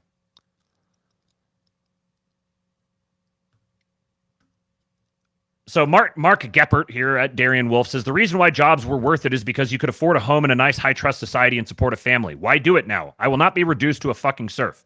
Now, I'll say, I understand this sentiment. This is exactly the sentiment that needs to die. You can't think this way, man. Whoever Mark Geppert is. The world we live in is the world we live in. You can't opt out of participating in it on whatever terms you need to participate in it just because someone else fucked it up for you. So Matt Walsh says, this is my problem with this whole debate. Yes, I acknowledge that young people face serious challenges starting out in the workforce. Yes, I agree that we are importing foreigners to take American jobs, and that is hideously evil and unfair. Once we've agreed on that, what then? What is a young adult supposed to actually do tomorrow? What is your plan? Complaining about it incessantly on Twitter is not a plan. Calling for policy solutions is fine, and I agree that we should work on those, but what about tomorrow? What is the demoralized young person supposed to actually do in his life tomorrow? I say that he must get up in spite of it all, get the best job he possibly can, and work as hard as he can to achieve what he can. He has a difficult road. Far from the most difficult compared to the vast majority of humans who have ever lived on Earth, but difficult. I acknowledge that. But he still has to get up and walk. What else would we have him do? My attitude is condemned by some right-wingers on this site whose doomerism has now descended to a point where they will call you a traitor for suggesting that a young man has any agency at all in his life. They want to hear nothing but misery porn and hopelessness. Anything else makes you a boomer cuck. That's because they don't actually give the slightest shit about the young people they pretend to be speaking for. This guy's solution, which I've seen repeated in different forms countless times on this site, is to just not work at all. Jobs aren't worth it, he says. He will not be a serf. Instead, he will live off the government of his parents. But that's not how you escape being a serf. That's how you become one. You're volunteering for a life of failure and servitude. So again, I ask, what is your plan? What are you going to do tomorrow? Some of you like to mock the bootstraps mentality, but you have given young people precisely zero alternatives. You have not given them any idea of what they should do tomorrow. And to me, that is the most important and useful question here. There's a reason why so many people in this discussion would rather skip over it. And Sanguis Veterus here replies, I have some thoughts on that. I'm going to hold them until I reply, because this reply contains some of them. Hi, Matt. You've placed the onus on us to provide the what then, except it's not on us. That question in this debate is proposed to your side. After we all take shit jobs to make ends meet, which most have already done, then what? What then? When all young, mostly white Americans capitulate and accept the wage slavery levels that haven't been seen since before the labor rights movement, what next? Obviously, we're not sitting here starving, refusing to make money. You understand people can walk and chew gum at the same time, right? We can take the shit jobs and still politically move to have a solution for us and for the younger people coming up after us, right? We've done the shit jobs. We are doing the shit jobs. We got the degrees. We did well in the degrees. We got the certifications. We did it all. Now what, Matt? How are we going to change this? Unless your plan is to allow Americans to become permanent Panda Express managers for life, what is your way out besides making ends meet? You're short-sighted and you're dishonest. You're a political commentator. We're not talking about today or tomorrow. We get to the next day and put food on the table every day all by ourselves without the Daily Liar walking us through it, thank you very much. We're talking about in 2 years, in 10 years, in 20 years, as the national debt climbs, as AI takes the remaining jobs, as H-1Bs flood our white-collar job markets. Labor and economic power are the most important things to a nation and to a demographic, and both are currently dying. Your plan is to capitulate and fall further behind because you do what you have to do? Genius. Thanks for the advice. Then what, Matt? Then what? One of my favorite questions. Then what? And here's the thing. Matt's not wrong. What he's saying is not wrong. It's also not helpful coming from him. Different people are different. Matt needs to invest his time and energy at his level of influence. He needs to be directing his shit upwards. He needs to be out there on the front lines advocating for the younger dudes who got fucked. That's his job. This sort of conversation, it doesn't matter how right it is. As Oren said, you have to earn people's trust.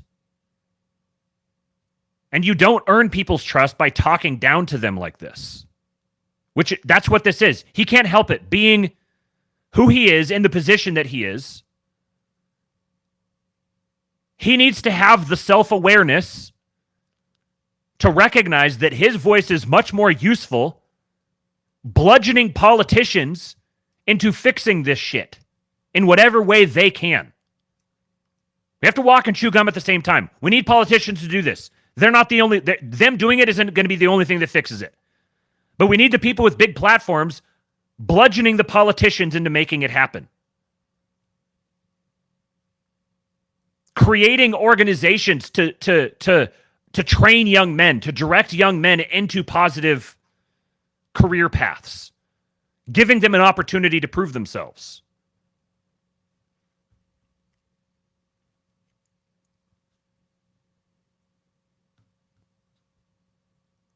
That's where I think this guy here, Sanguis Veterus, is right. You've placed the onus on us to provide the what then, except it's not on us.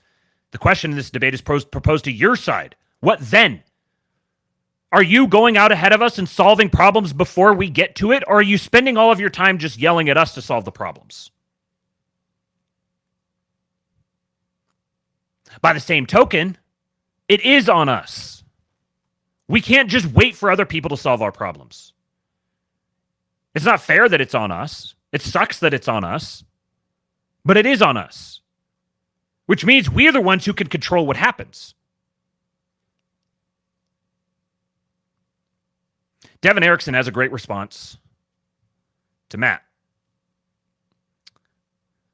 If Matt Walsh has been looking and sounding a little stiff and shrill lately, it's probably because he's not able to sit comfortably. This is due to the big hand, which had to be inserted fairly deep so that it could move his mouth well enough to create the appropriate noises. The appropriate noises in this case being, you have offered no individual solution. Note that word, individual. The big hand is very keen to slip that word into the premises of any debate, lest the discussion turn to solutions that involve collective action. The big hand does not want you to discuss collective action because collective action might actually end up changing the status quo. It is, in fact, transparently obvious that nothing else will. No detailed examination of the problem is required. We need only look at who has the problem. A problem that a few individuals have is a personal problem requiring a personal solution. A problem that a whole society has is a political problem requiring a political solution. The problem we have is slave labor. Why is this a problem? It's certainly not a problem for the big hand, which is moving Matt Walsh's mouth. It's not a problem for the boomers who want cheap workers for the business they own. Businesses they were able to start or buy because their own labor in their younger years was highly compensated. But it is a problem for them. They just don't realize it because right now all they see is the cheap labor. The bad consequences come along later. Slave labor destroys empires. How? Why? Well, what is a slave? In the political sense, a slave is a worker who cannot participate in the free market because he's constrained by physical force. He cannot sell his labor to the highest bidder, and therefore he cannot negotiate. He must take what he is given. A literal slave cannot find a higher bidder to sell his labor to because his employer is legally allowed to use force to make him stay. A prisoner in a labor program cannot find a higher bidder to sell his labor to because he cannot go where other employers are. An indentured servant cannot find a higher bidder to sell his labor to because the state will use force on him to compel him to complete his contract. A work visa immigrant cannot find a higher bidder to sell his labor to because if he quits or is fired, he will be banned from the economy altogether and must return to where he came from. That's what a slave is. So what is a free market? A free market is an economy where all actors are free from forcible constraints on their economic choices. Obviously, no market is totally free. You're not allowed to start an assassination service, and if you were, it would be used to constrain the economic freedom of others. But nations prosper when their markets are as free as possible and fail when they are not. When you introduce slavery, whether it is called slavery or slipped in the back door under some softer name, you destroy the free market. It is impossible for a free worker to economically compete with a slave without becoming a slave himself. Because a slave cannot negotiate and must take what he is unilaterally given. A free worker must be more expensive until and unless he accepts what a slave receives. And what a slave receives is unilaterally set by his employer. Where slavery exists, a free worker is left with three options. 1. Take what a slave takes and be treated as a slave is treated, thereby becoming equivalent to a slave. 2. Be unemployed and subsist through government handouts, charity, or crime. 3. Become an entrepreneur and own slaves rather than being one, if he can. If he succeeds in ascending to the business owner class, he will become a slaver himself. He will have no choice. If other businesses employ slaves to reduce labor costs, so must he. Obviously, all of this is bad for the free worker. But so what? What if we are amoral and we want to be slavers? What if we want to be mob bosses? What if we want America to be a slave empire built by slave workers and defended by slave soldiers? What if we want an entire world composed of 0.1% white and Jewish slave owners supported by a massive underclass of brown slaves? Sure, those pesky middle-class libertarians would fuss until we got rid of them, but wouldn't it all just work? Wouldn't it be awesome for the 0.1%? All we'd need to do is implement massive technological control programs over news and information to prevent those dumb brown slaves from revolting. And the big hand will never be short of an extra Matt Walsh to wield as a puppet. So this sounds awesome, right? Global slave empire, and if you object, you're a loser who gets money from doing work instead of owning things, and you deserve to be a slave. Well, it sounds awesome until you crack a history economics textbook. Slavery collapses economies. Collapsed economies collapse empires. You see, when you import slaves and pay them slave wages, you're able to save money on labor and produce goods and services more cheaply. That'd be great for you if the economy were a zero-sum game. It's not. Because when you produce goods and services, you need someone to sell them to. Has everyone suddenly forgotten how a depression works? What is it that is depressed in a depression? Wages, that's what. When wages are depressed, the people earning them spend less on goods and services. When they spend less on goods and services, producers of those goods and services must produce them more cheaply so they can sell, which means they need to save on materials and labor. This drives wages down both directly when companies cut labor costs and indirectly when the companies that serve them with material goods need to produce those goods more cheaply, which depresses spending even further. And then the government starts printing money because impoverished slaves can't pay taxes. So now the money is worthless too. That's what a depression is. It's a downward spiral. And slave labor is a fast-track ticket to depression and economic collapse. Rome survived Carthage. Rome survived perpetual war. Rome survived rebellion, political coups, assassinations, chaos. Rome couldn't survive this. Neither can America. You cannot prosper alone. If you get rich by making others rich, you have allies. You have a system of mutual support. You have free market capitalism. If you get rich by making others poor, there will be no one to trade with.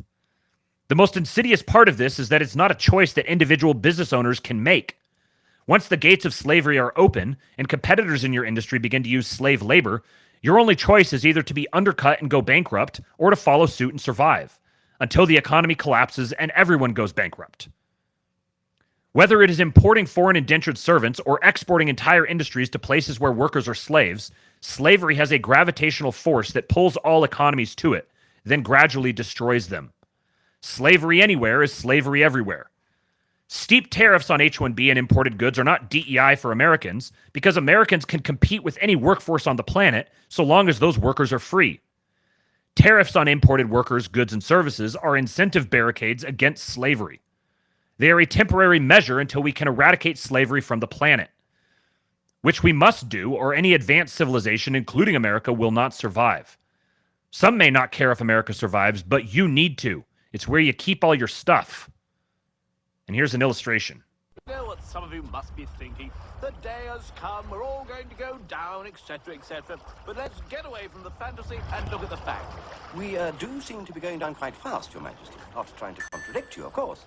No, of course you're not, citizen. But let's stick to the facts. The threat of total destruction has kept the peace here in High Brazil for 1,000 years. So whatever else is happening, you can rest assured, High Brazil is not sinking. May I just make a point in support of what King Arnold's just said? Oh, we'd be delighted, wouldn't we? Yes! We certainly like to hear. Save yourselves! High Brazil is sinking! Oh, but you don't know our safety precautions. It can't happen. But it is, look! I've already appointed the Chancellor as chairman of a full committee of inquiry, and in the meantime, I suggest we have a sing-song.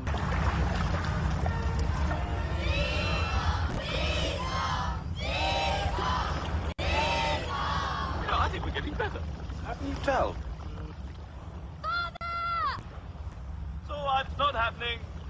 Father, it is! Get on board! No thanks. Who do you think you are? Panic mongers. Come on, over here! Leave us alone. Yeah, leave him alone. Sinking, High Brazil is sinking! Well, my dear, I think you'll find it's all a question of what you want to believe in, and I happen to have more experience in these matters than you do, I think.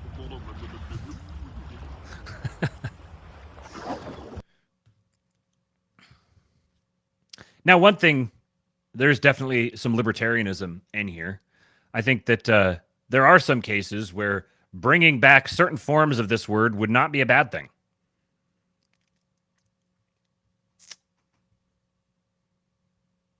However, well, I don't know how far I can go into that with on YouTube. Chud State Caesar says mass migration is just interest-specific competition at the human level. Here's one of the things with the H-1B deal that I know it's hard for probably a lot of people to appreciate this, but the H-1B system is cruel to the H-1B recipients as well, because they're the reason they're being prioritized and they're being imported is because they can be abused. They can be treated in ways that are just not, it's not just for companies and for nations to treat people that way.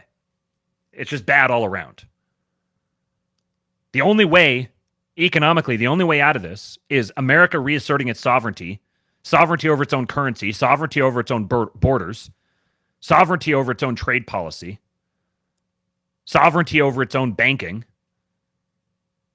and solving the money issue. Because if you solve the money issue, you realign the incentives, you get all the regulations, you get all the bureaucrats, you throw them out on their ear, and start capitalizing on the sheer potential productivity within this country, both the work ethic and the discipline and the competence and the intelligence of the populace, and the sheer resources, the technological advantages, the geographical advantages. There's no reason that America needs to be as economically foobar as it is. Now, here's where I defend the coal posts.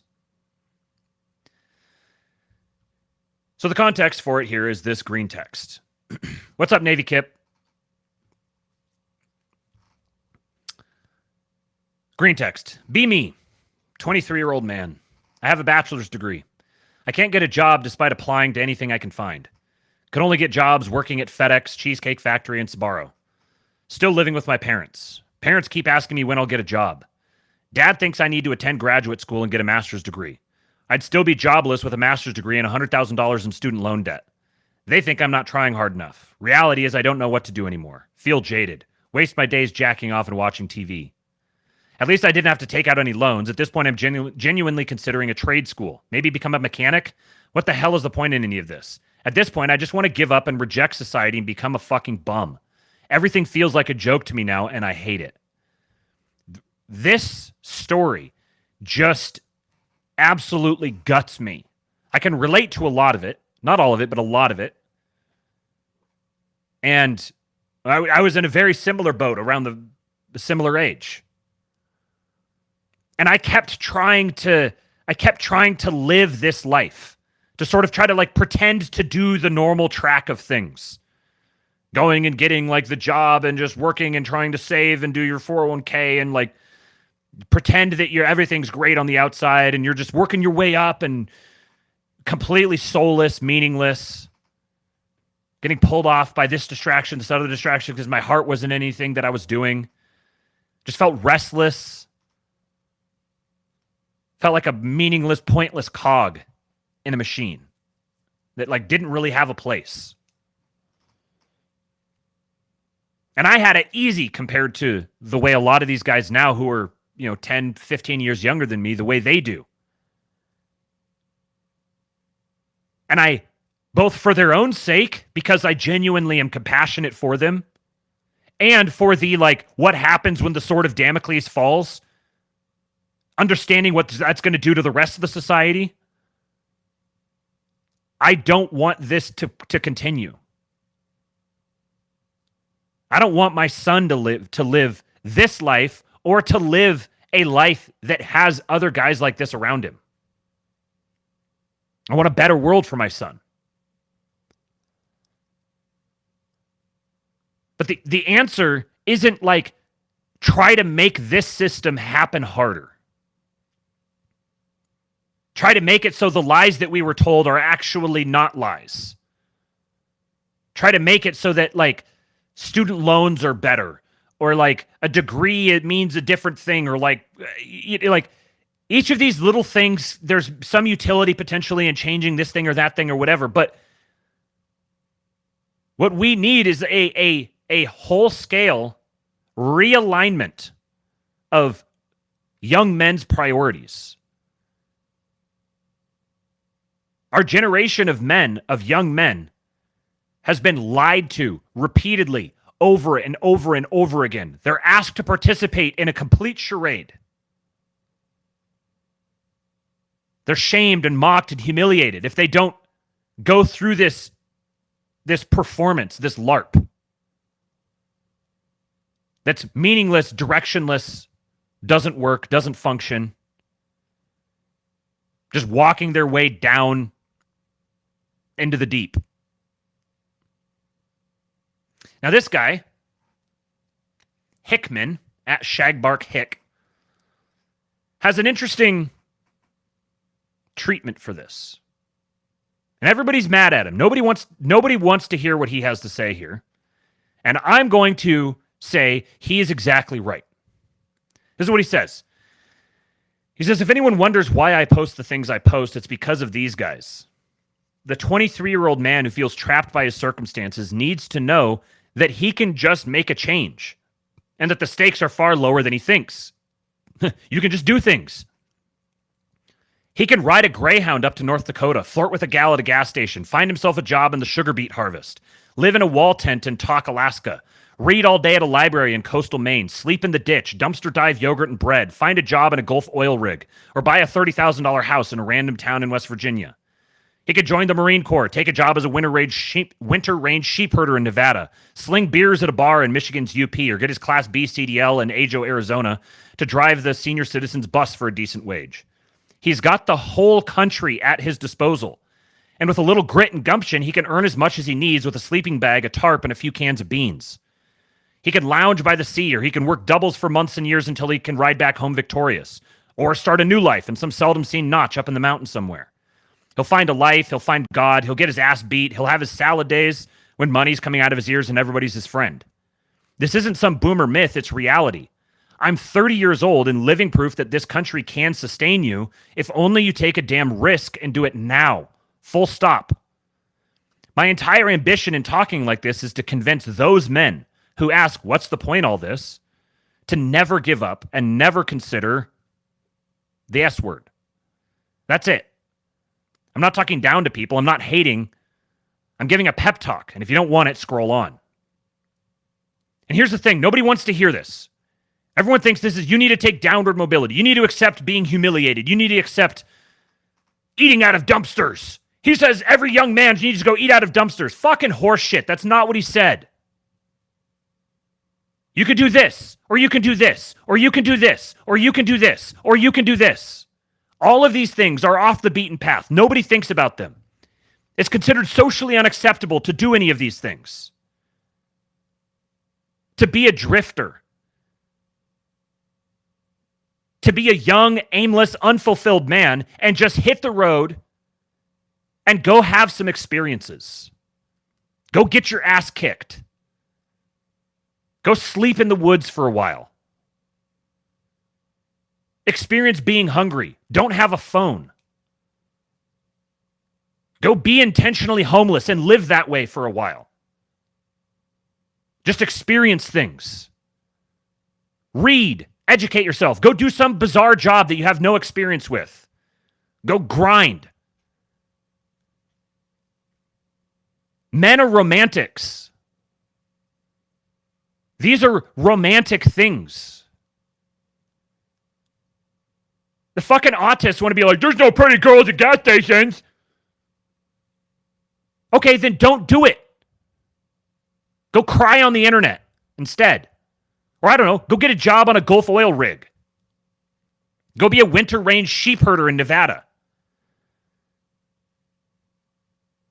But young men are being told, you deserve, you have to have these precise, specific things that characterize the whole system that broke, that put you in the position where you can't get those things. No, you deserve to have an upstanding, respectable, white-collar job. Maybe you don't. When I was 23, I wish I'd listened to myself back then. Because I felt this pull.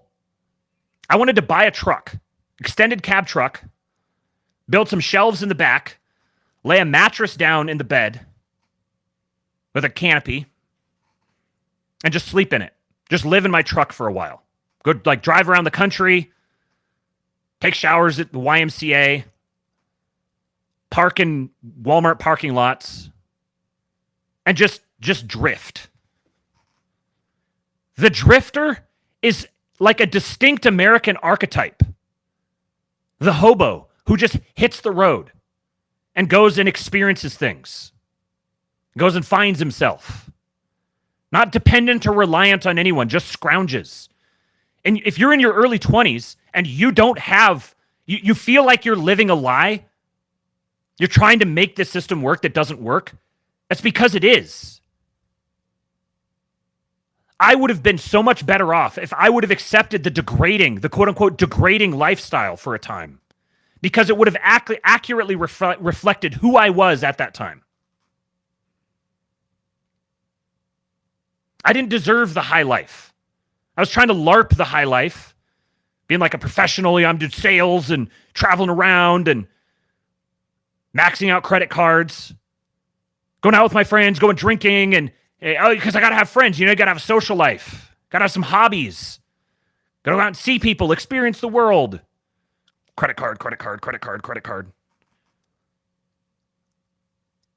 And so I wound up basically wasting my 20s, trying to chase this fake life. And now I'm paying the price for it in my 30s. Maybe you need the degrading life to ground you. That doesn't mean that you're a degraded person. It means you need to go live the life that accurately reflects who you are right now. If you don't have the skill set or the social network or the experience or the income to justify a better life, there is nothing wrong with living that life. Everyone's saying, no, you got to go find your woman. You got to get your job. You got to get retirement. You got to. If you're in your early 20s, you've got time, man. If you're in your early 20s and you're in this situation, don't be afraid to just hit the road. If you have a family, if you have obligations, if you're married, if you have a kid, if you're not married, you have a kid, you have older family members who depend on you, whatever. If you have obligations already, this lifestyle's off the table for you. You've taken it away. You got to live with the choices that you made.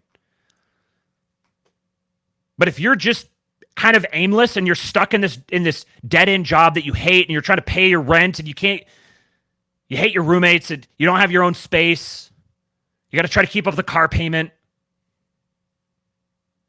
sell the car, get out of the lease, just hit the road. There's plenty of ways to do it. You could even maintain a cell phone the whole time.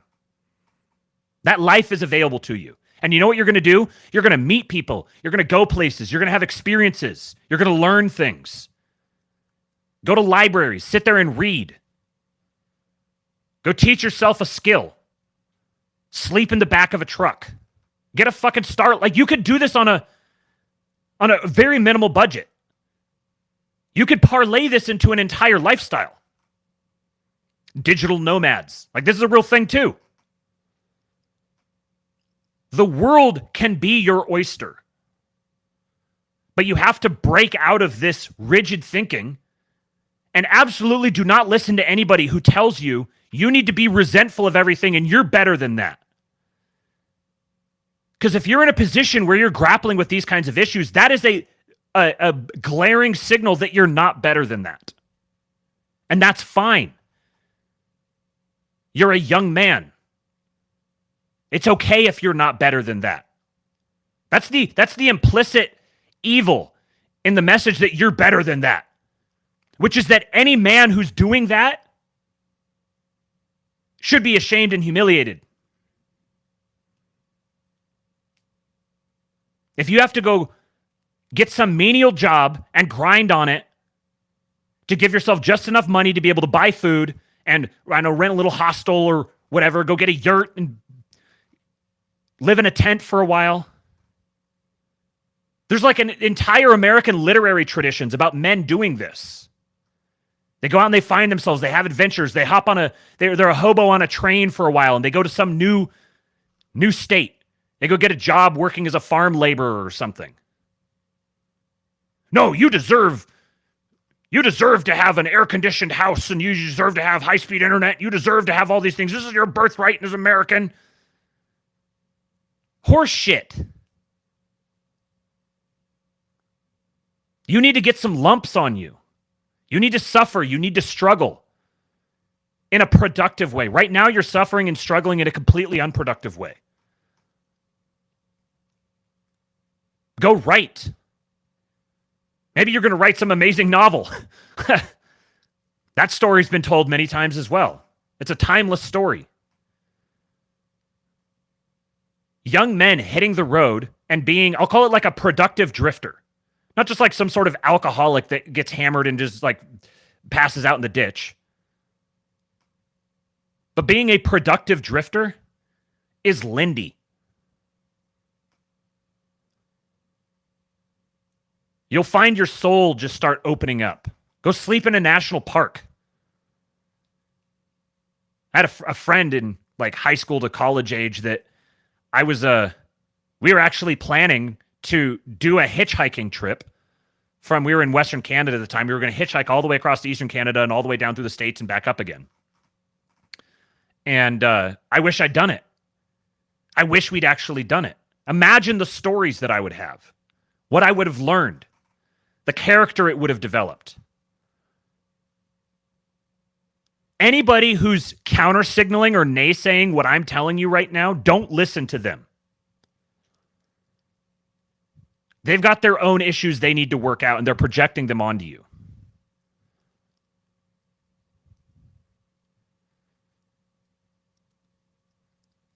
Here's a good example. If I could block the guy's name out, I would. I don't want to necessarily just take shots at someone, but whatever. He posted on Twitter. It is what it is. Post Malone.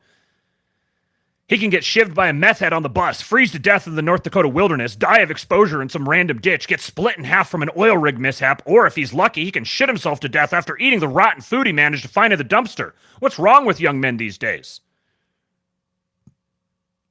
And here's Hickman. He says, here's another artifact of how effeminacy is now glorified by the right wing. Our forefathers risked freezing to death, war with Indians, cholera, and starvation to settle the West. But if you tell a man to rough it a little, these guys start talking like nannies. Extreme concern for comfort and physical safety. Any risk of any kind is viewed as being totally intolerable, and encouraging young men to take risks is seen as disgusting and reprehensible. Am I talking to right-wing men on here, or am I talking to their grandmothers? I can't tell. And this guy is speaking from experience. He's lived this life. And he's also, everyone's like, oh, fucking boomer, he's 30. He's been living this life. He's speaking from direct personal experience. So this guy here is telling this guy, that's unsafe. That's unsanitary. Oh, that's yucky.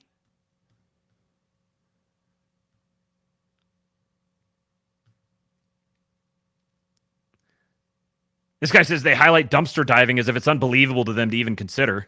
What he said. He said in another tweet. I didn't pull it up, but maybe it was. Do I have it back here? Yeah, here. He said dumpster diving is so funny, it's almost like an absurdist art display. The milk in the grocery store goes bad at midnight. It didn't chemically change. They move it to the dumpster at 12:30 a.m. It's still cold. Yes, you can drink it and you won't get sick. Shocking, I know.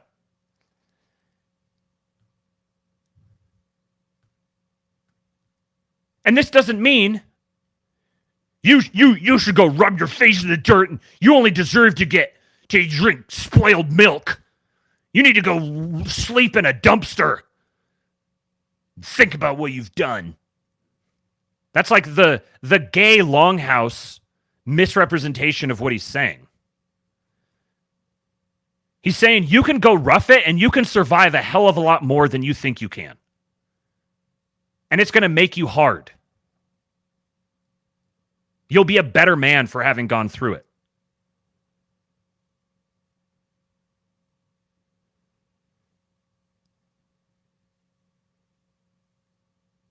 And there may be some of you that, this isn't even viable for you. Maybe you're on a good career track. This isn't a prescription for every single man, every single young man. This is a prescription for the young men for whom it's a prescription. Your mileage may vary. We don't need every single young man going out and being a drifter. That would be a problem. Clearly. But we're not so autistic that we can't handle holding two thoughts in our minds at the same time. Yes, you deserve better than what you've been given. No, you may not deserve better than this. Because this isn't worse than what you've been given. What you've been given is worse than this. Going out and living as a drifter for a few years and working a bunch of random odd jobs, getting yourself dirty, maybe going a week without having a shower, sleeping in a tent in the woods for a while, hitchhiking, taking a shower at the YMCA, living out of a car. That is light years better than going deeply into debt for some meaningless piece of paper that's not going to do anything for you except hang over you for the rest of your life. That's much worse. Trying to live that fake life that's long dead is not going to do anything for you. But going off the grid, just cutting loose, and putting your bare feet in the fucking dirt, that can do something for you. All right, I ranted more than I expected to, so I'm going to hold off on some of these last couple stories here until tomorrow. I know Jason's about to get started. Let me look here real quick. I've got a couple things I'll share with you real quick on the way out here. Let me just check and see if he's got the thing up so I can do the automatic redirect. You can go rate him. No, it's not showing up. So you guys will just have to go over to Mir and Chuck now yourself. But $10 super chat from Nephilim. Appreciate you, my friend. Thank you, sir. Ian Carroll says, Matt, feels like you're BTFOing me to the core right now. Damn. Well, if you needed to hear it, man, then I'm glad that I'm glad I could be the one you hear it from. Yeah, create stories. Mr. Sand says, I wish I would have road tripped during COVID. Yeah, it would have been a great opportunity. We need more resilient men. And this is one way that you create resilient men. Telling you that you're too good for this, that you don't deserve it, like having these two things at the same time where you're like, it's bad that H-1Bs are taking the Panda Express jobs, but our young white men are too good for those Panda Express jobs. Fuck off. We need tough men. We need hard men. To get hard men, you got to go take some risks. And not risks that are going to, not like going and getting $100,000 of student loan debt, that's a risk. That's a risk that I took, and it sucks. It doesn't do anything for you. You just get all the consequences and none of the upside. But going dumpster diving and sleeping in a tent for a while, hitchhiking around, getting some odd jobs here and there, meeting some people, going and seeing some sites, hanging out at libraries and educating yourself on something, reading old literature. Or, hey, do the upscale version and take a laptop with you and get a Starlink. Get some cheap old truck and drive it around and have your Starlink and create an internet business. That's a possibility as well. Start a blog. Start a podcast. There's so many different things that you could do. But don't get yourself in copious loads of debt trying to live a life that is dead and gone.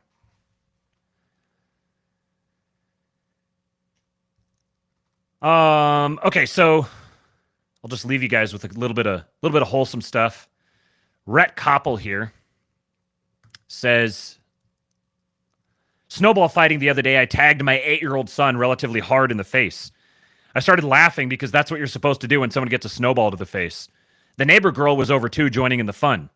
He started crying and ran behind our front bushes, more embarrassed than hurt. The rest of us kept playing. I immediately got tagged pretty hard in the face by his big brother and took it with a jolly laugh. Eventually, he came back out and started playing again. I took him aside and said, never let a girl see you cry. Then, as we resumed the snowball fight, I tagged him in the face again. He smiled, roared, and channeled his inner Nolan Ryan for the next 10 minutes, trying to raise men over here. Wholesome AF. He says all the hysterical comments on this post prove two things. Children, especially boys, need the instruction only a father can give. And for that reason, feminists are not fit to be wives or mothers. Bingo. Oh, he's still going. Let's see what else it says. A society whose children are all on antidepressants and don't know what gender they are really doesn't carry much weight with a father trying to raise men. Feminists have no audience with me. They have ruined everything they touch and thus tried to dominate, as is their fallen nature, including men and children. He says, you know what? Yes, please. Thank you. I'm getting dinner delivered. Thank you, Mama. Yeah, that's good. Thank you. He says, okay. You know what? I'm starting to think the women folk aren't well. Okay, I'm enjoying the opportunity to be joyfully transgressive outside of the longhouse here, but I'll throw my enemies a bone. The snowballs I chuck at my kids, even my boys, are lightly packed, only to the point of achieving velocity without breaking apart midair. I do not try to hurt my children or my posterity inheritance for the Lord. That would be absurd, since in them is where my hope is placed for destroying the vain philosophies and unnatural ideologies advanced by all of you. And it's to that effort that I want my boys to be strong men. Someone will have to rebuild them from the ashes of the world you've destroyed. All right, he's still going. The link to this will be in the description. It'll be on the King Pilled Substack, so you can go see that. I'll leave you with the very last thing. First look inside the largest Orthodox church under construction in Romania. This is the one I showed you guys the other day. It will have the largest collection of church mosaics in the world. There are 220 painters involved in the project. The National Cathedral was built specifically towering over Parliament Palace in Bucharest, symbolizing the church's triumph over communism. Look at this.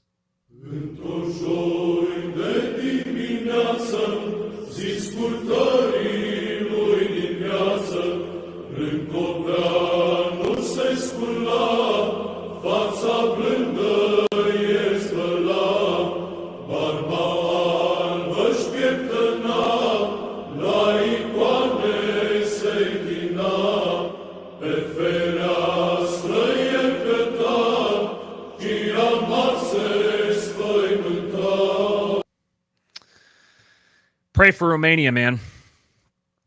I don't think it's a coincidence that the year that this church is being consecrated, the building is being finished and the church is being consecrated, is also the year that NATO and the EU are starting to signal their desire to do to Romania what was done to the Ukraine. So keep Romania in your prayers. Thank you guys for showing up. HH is on the way. I'll give you guys Hulk. Do me a favor, hit the like button on your way out. Follow me on Twitter, @RealKingPilled. Go to join the King Pilled Discord, kingpilled.com. We'll be doing the Schizo stream tomorrow evening. And did say how long it took to make it. I think it's been being built for something like 20 years. There's a past. If you go ask Grok will tell you the details about it. There was an episode I did a couple back where I talked about the details on it, but I don't remember exactly. Subscribe to the channel, hit the notification bell, hit the like button, share the show if you would, leave a comment, helps us with the algorithm. And there are links in the description to buy me a coffee and a Cash App if you'd like to throw some coin my way to help pay the bills and keep me coming back here doing the Astrolabe. So for now, I bid you guys farewell. I love you all. And go over to Mir and Chuck now, right now. Tell them King Pilled sent you. But first, I give you Hulk. When they took a shot at my hero,